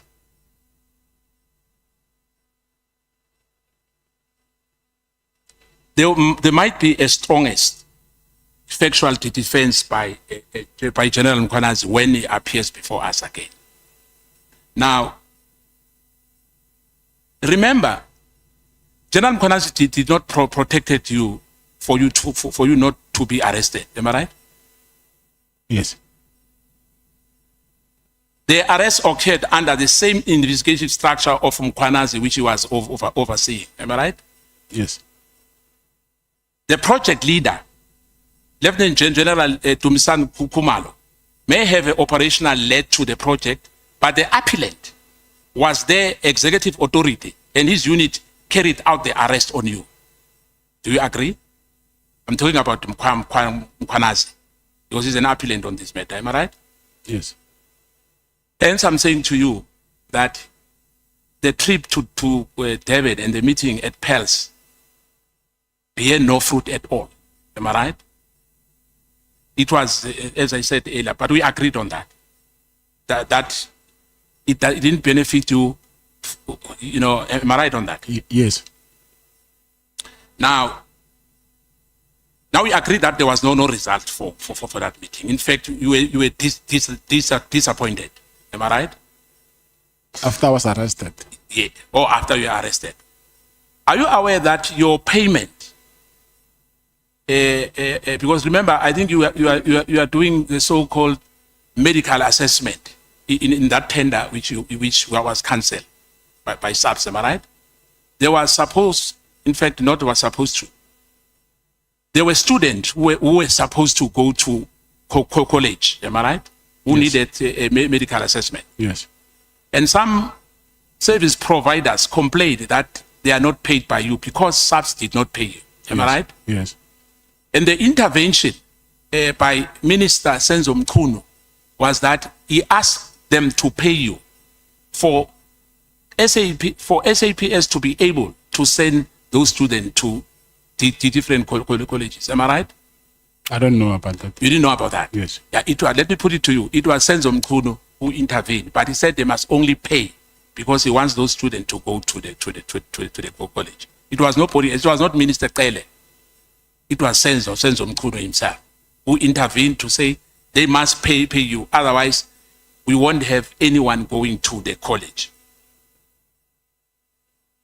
In that meeting, let me put this to you, if that meeting had any improper purpose, the natural consequences would have been to shield you. Am I right? If that meeting. Yes, I will say that, but if there were some other interferences, people came and then you find that you end up getting a highest bid. I said, no, listen, it's either me or him, you choose. So I think I was less important. Yeah, I'll put it to you that the fact that arrest proceeded demonstrated that there was no favor exchange, no compromise, no improper influence, no corrupt relationship at all between yourself and General Mkhwanazi. Am I right?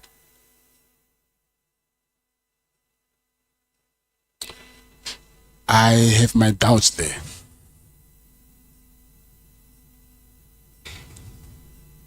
Because he's going to come and argue here to say that it is not required for him to disclose of every meeting with suspects, because in his job, what he does is normal for a senior police officials to meet investigative subjects without logging them as material disclosure, unless they raise conflict of interest or they create reasonable perception of impropriety. Do you agree with me on that? I do. Thank you. If neither of those criteria applied, in this case, it did not, or on that meeting which you had, it was not relevant to the committee for us to ask him about your meetings with him. Had no bearing on the substance of these allegations, carried no probative values unless the committee was examining a corruption of impropriety, which it was not in his conduct. And as well, your meeting was not about you paying him, alleged paying him, as you said that to one of my colleagues, that you could have lied if you wanted to and say you paid him, like you paid Minister Kele, am I right? So you were telling us the truth, that there was no material benefit. Am I right? Yes, sir, you're right. Therefore, this is where he can anchor the reasoning of policing norms.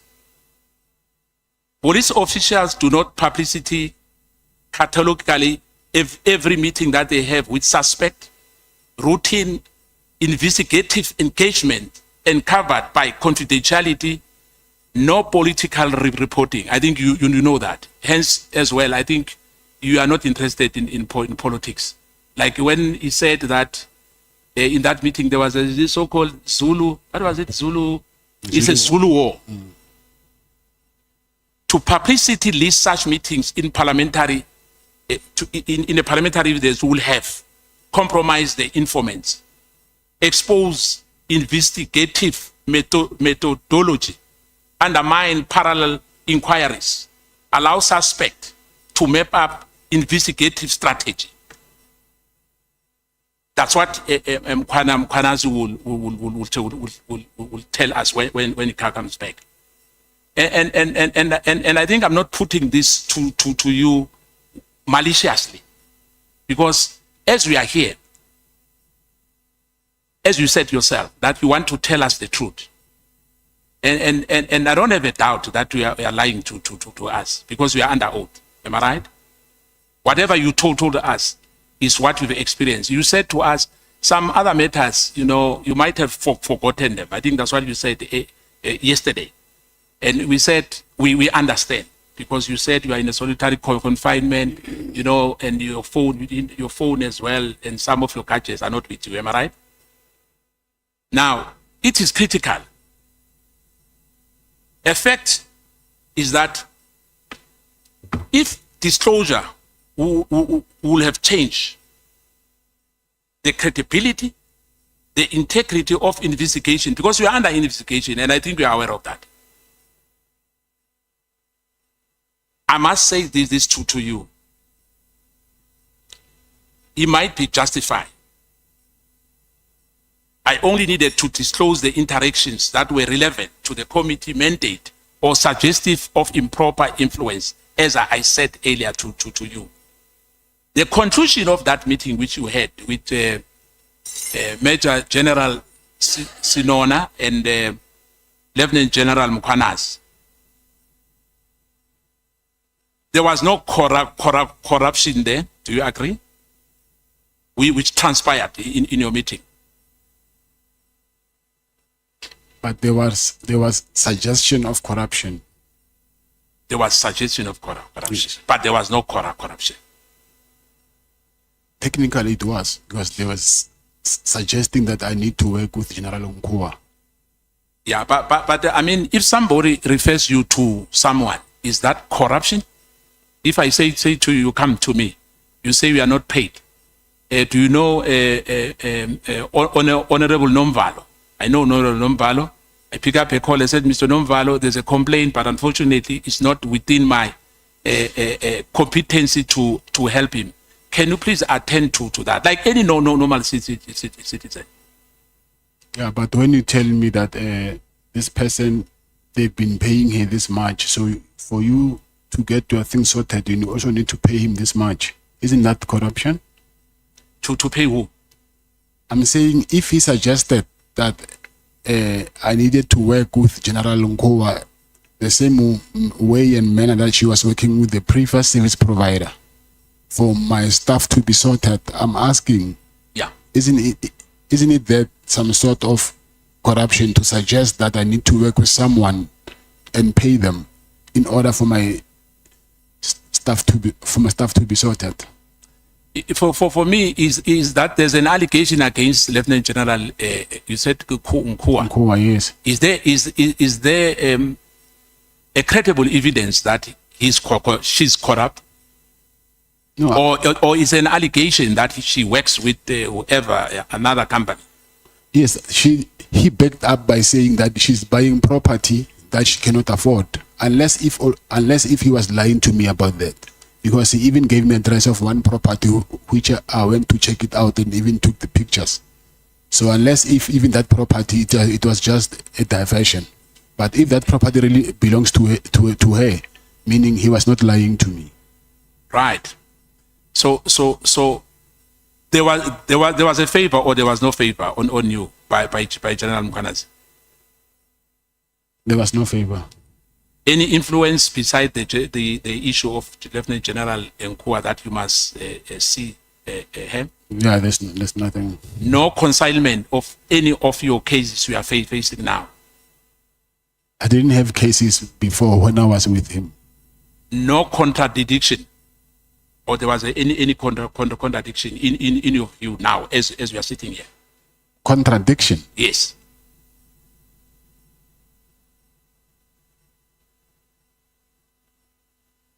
Contradiction meaning that we didn't agree on something? Yes.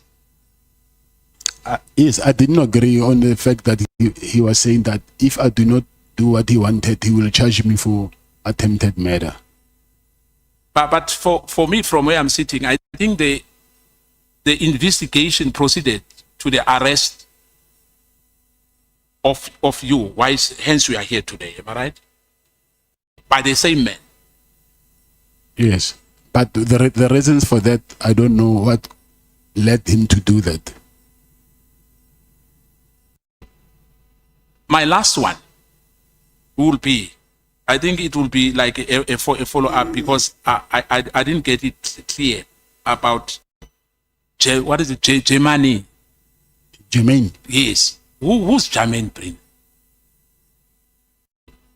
He's a guy who's been, he's been convicted for, but he paid fine for that conviction. Convicted for impersonating people using voice manipulation technology. That I can take your voice and call someone and pretend to be you. And also identity manipulation. I can call someone using your phone number as if it's you, but it's not you. Yes. And your historical relationship? I do not have a historical relationship with him. Do you know Paulo O'Sullivan? Yes, I know him. What's your relationship with him? I don't have a relationship. I know him as a forensic investigator. Did you ever had a meeting with him? I've never met him. Or you only know him as a forensic investigator? Yes. And do you have his number? No, I don't have. Brown Mkhwanazi, is he your friend? No, he's not a friend. He is the one who I said that yesterday. He impersonated himself as one of the ministerial staff, am I right? Yes, yes. At Matlala Commission, unfortunately, because you were arrested, you don't know what he said there. Yeah. Now, you said you paid him how much? I would say between 150 and 200,000. For the January ANC, January 8th. Yeah, yes. And as you said, you promised us that you even have the names as well of those who travel, which you paid for their traveling arrangements. Am I right? Yes. Already, you already sent it to us already. I think they are somewhere in the bundles. I saw them in the. I also have them, but I don't know if they already gave them to you. Okay. My last parting shot, there was on the media the issue. Do you know the Treasurer General of the African National Congress, Gwen Ramokgopa? Yes, I know her. Have you ever funded her? No. Nothing. No. There's a picture of you with President Ramaphosa. Is it fabricated or is he your friend? Where? No, I'm saying on the media. President Ramaphosa. You don't have? No, there's no picture of me with President Ramaphosa. I can show you. Show me. I'll show you. Thank you so much. Thank you, Chair. Thank you. I'll send the chair. Thank you so much. Honorable Skosana is busy with Photoshop here. Honorable members, thank you so much. Let me just check this with you. The grandmother in Swaziland, is it paternal or maternal grandmother? I don't have a grandmother in Swaziland.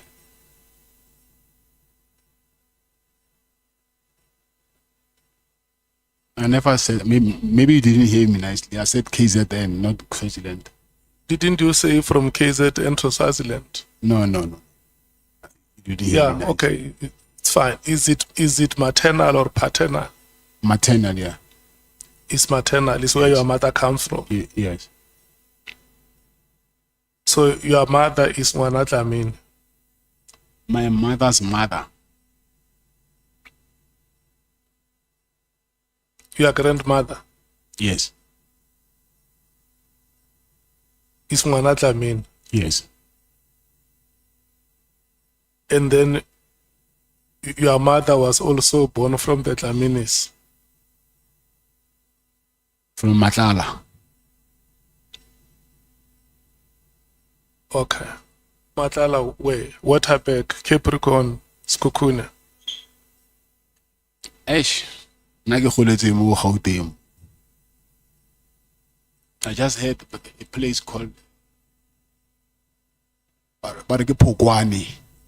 Nebo. So I keep yeah, Barike Pogwani, yeah. Yeah. Nebo Pokwane in Skukune. That's where the surname Matlala comes from. Okay. It's where your father originates or where your father was born. Yes, yeah. Okay. And then, do you know your relatives there in Pokwane? I don't know them. I wish I. Not any. No, I don't. Rakhadi, Rangwane. Nothing. Not any. So the only person that you would have known there was your father. Okay. And then let's move to this matter of Mr. Jerry Bushok. I just want you to explain what do you mean by the manufacturing of narcotics? To make them, to manufacture them. Yeah, can you explain further? Because narcotics can be understood in two ways. They can be understood in the sense of medicine and in the sense of them being illegal drugs. Illegal drugs, yes. But I do not know the process, so I don't know how to explain that. So when you say illegal drugs, you mean that he was manufacturing those drugs illegally? Yes. And for how long have you known that, or when did you come to befriend him? I've known him for a very long time, but we just became close. I think now it was 2 years, 2 or 3 years. But I've known him for a very long time. When did you come to know that he's manufacturing narcotics? He told me When was it? Is it 2 years ago, 3 years ago? Because maybe 2 years ago. and you lived with that information for the last 2 years. That's true, yes. Before you came to depose this information with us as the Committee of Parliament, have you ever shared it with any person to say, "Ish, you know, I have a friend who is, man, this friend, man." Yes, I did. You have shared that information with anybody? I did. Have you ever shared it with anybody in the authorities of the SAPS? No, I didn't. And then when General Cele, the former police minister, says, "I have been helping you and you are not doing anything," how did you understand his expectation? That he wanted money. And then when you started to give that money, were you describing it as a bribe or what? As a Or repayment. gratification, or As a repayment, yeah. in legal terms or in illegal terms? I wouldn't phrase it as legal or illegal. Yeah, I'm just saying, for instance, I have assisted you, and maybe you feel that indeed that assistance came. You can go to the bank and transfer straight to my bank account to carry stacks of money. That's basically why was it not possible for you to do a direct bank transfer? He didn't want any transfers. He wanted cash. And then what was your understanding within that context when a person doesn't want to be given money in a manner that is traceable? Or Yes. did you understand it to be legal or illegal? Illegal, yes. And then when you, just that question which Honorable James has asked you about defeating the ends of justice with the meeting with General Mkhwanazi. When there is a case that has been opened with IPIT, and the case is opened against General Mkhwanazi, and then he arranges a meeting with you, or a meeting is arranged either way, whether by yourself or by him, you eventually meet. And then he says to you that I will try and help you, but I will also want you to talk to these people to withdraw their case. And you say there is a one of the victims who has lost his vocal cords, isn't it? Yes, that's true. Didn't you understand his action to be interfering with witnesses? Yeah, it is. It's interfering with witnesses. Yes, it is. And it's an illegal activity. I will say so. Did you, okay, after that, have you met, did any of those victims discuss with you, but to say, Matlala, this thing is defeating the ends of justice and we think must be reported to the authorities?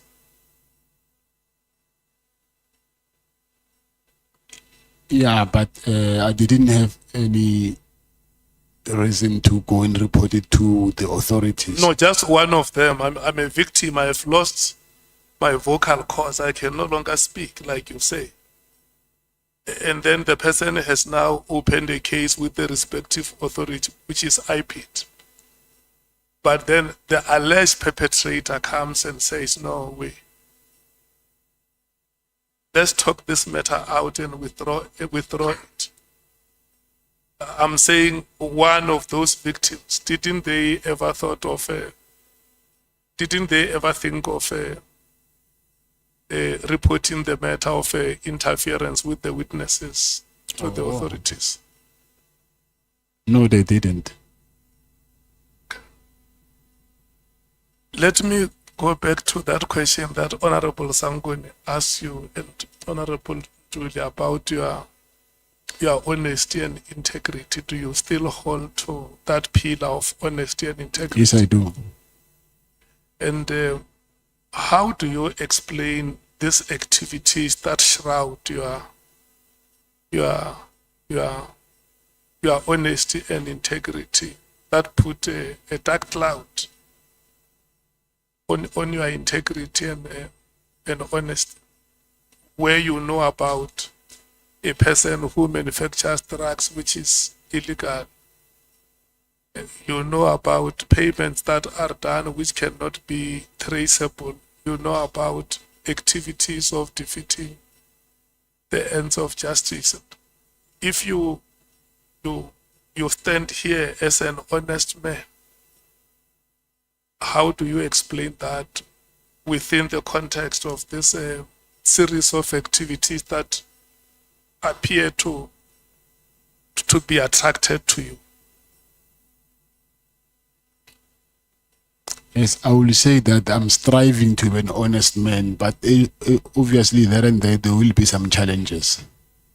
I'm not a perfect man. You want us to understand that you are not a perfect person. No, I'm not a perfect You will person. always have your own weaknesses. Yes. And then we must understand that No, I'm not saying. you are not an angel. That's what you are saying. Yes, I'm not perfect. Okay. And then you spoke about General Nkwa. And when you mentioned her name, you said, if people have a problem with me associating with these other characters, what do you say about this one who also attends an event of a metropolitan executive? Did I hear you correctly? Yes, yes.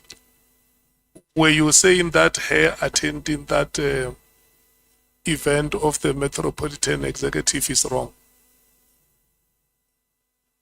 That is a client of SAPS, and she is the end user of that contract. So Yeah. there's- So you are saying that there could have been a conflict of interest. I'm saying if it was me, it will be a very different story. And then maybe your conclusion or your suspicions might have been informed by the fact that you have been tipped that she's probably a beneficiary from the contracts that happened in the department with the previous service provider. I knew that before that. You had always known it. The information, I had it before. I had it when I was hiring that Brigadier Nono. She's the one who gave me the information. Or you have, even before General Mkhwanazi Yes, yes. told you, you already knew, Yes, or you already had this information that. yes. So this part as well, didn't you see it as an act of illegality? What part?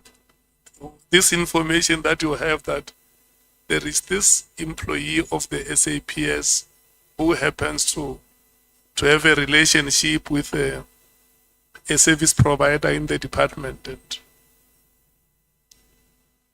which may represent a conflict of interest. But I don't think I'm the only one who knows about it. Even Honorable Sangoni said that she knew about that thing. But you said you knew about the wedding.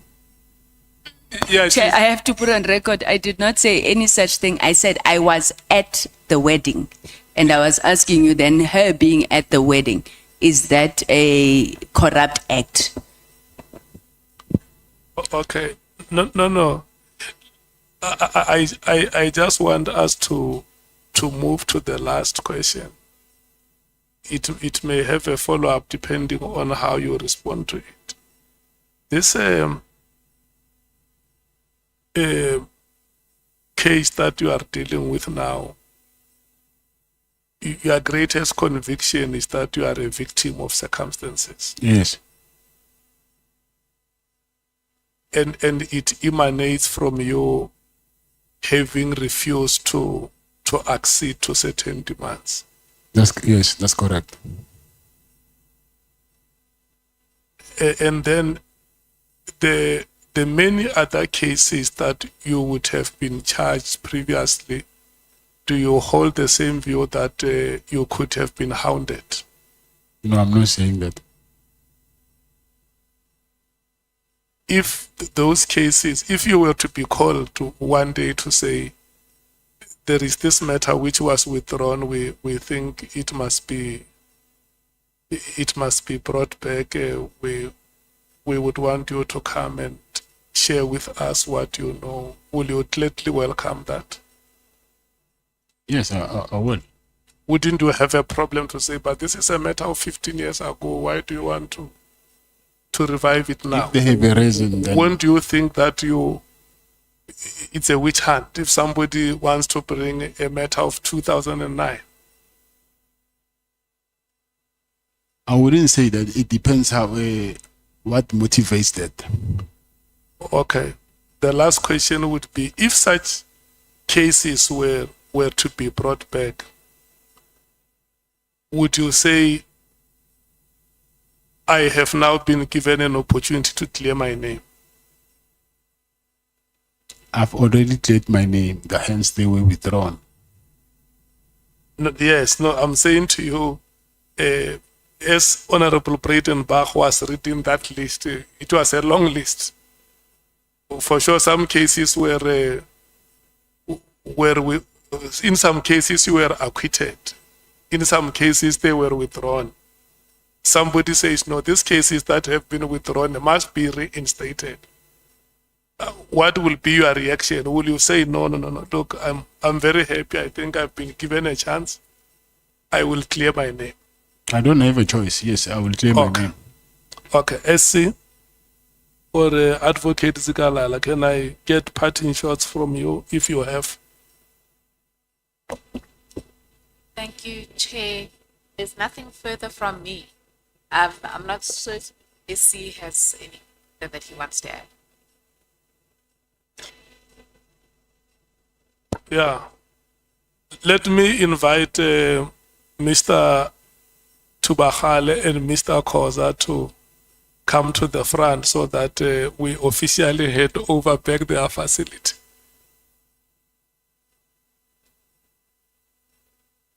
Yeah.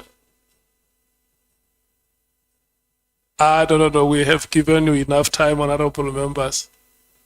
We have given you enough time. We must thank this gentleman, Mkhwanazi.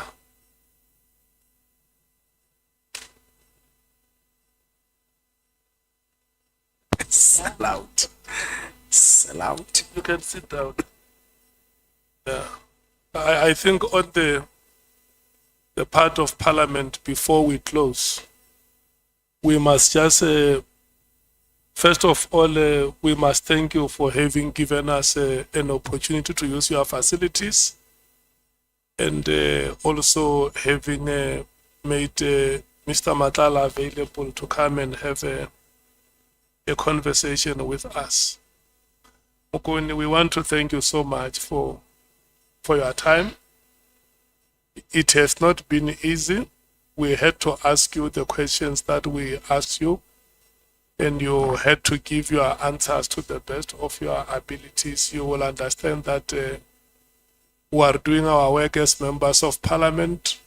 We need to get our country right and give South Africans hope that the democracy that so many Gone, fought gone. and Before the summer, died for. the Scalabala mom said, Emma Payne, they are given Oh, an opportunity to enjoy the fruits of this democracy. So ra go leboga mokone wa ntši dikgolo Mina Nhlanhla Yalebo. ra go leboga kgoši yaka. Tubakgale, we want to, and Mr. Khoza, we want to hand over this facility back to yourselves. The immunities, the privileges, and the powers that you enjoyed here, we are now taking them back to Cape Town. Once we leave here, nobody speaks about immunities or privileges. So I'm going to give you some few minutes just to give your remarks. And the last thing I'm going to say is that the meeting is adjourned.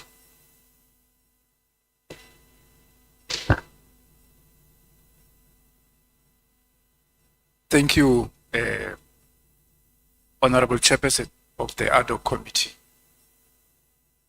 Let me also thank honorable members of the committee and also Parliament for affording us an opportunity to provide our services as a department of government and host this very important city. From the apex management of the department, we gave instructions to the area commissioner here, and he executed with the team with precision and the professionality that we always want to be held at as the Department of Correctional Services. But we didn't do that alone. We did that also with the managers and the staff from Parliament. And we did not succeed only because of what we were doing. We succeeded also because of the leadership of the Honorable Chairperson of the ad hoc committee and the members of the honorable members of the ad hoc committee. So we want to express our appreciation for being given this rare opportunity. This is your institution. You are always welcome to host sittings, not in any other form.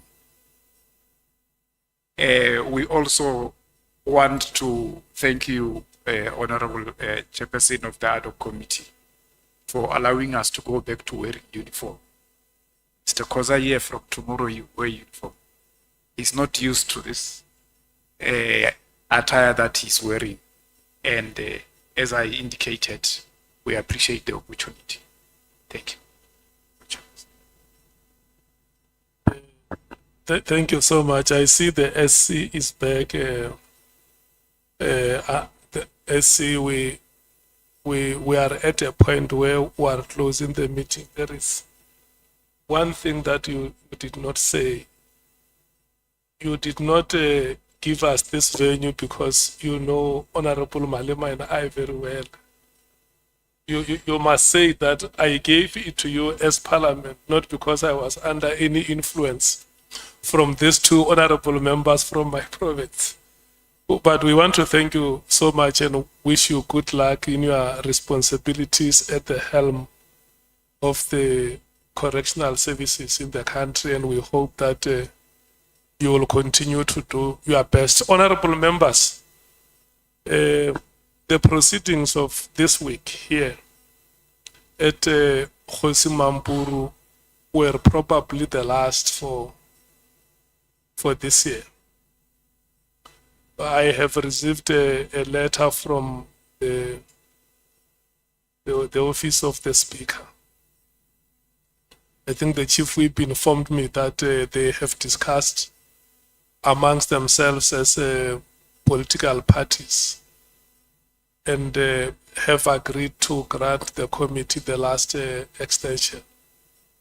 So we will go back to our committee meeting and discuss on how we are going to conclude the work of the committee within the period that has been extended by the National Assembly today. We want to thank you so much, members, once again, Mkhwanazi and your team, the commissioner and your team from Correctional Services, the area commissioner here, Mr. Khoza, the staff of Parliament for making everything possible here, and the members of the media and the South African public.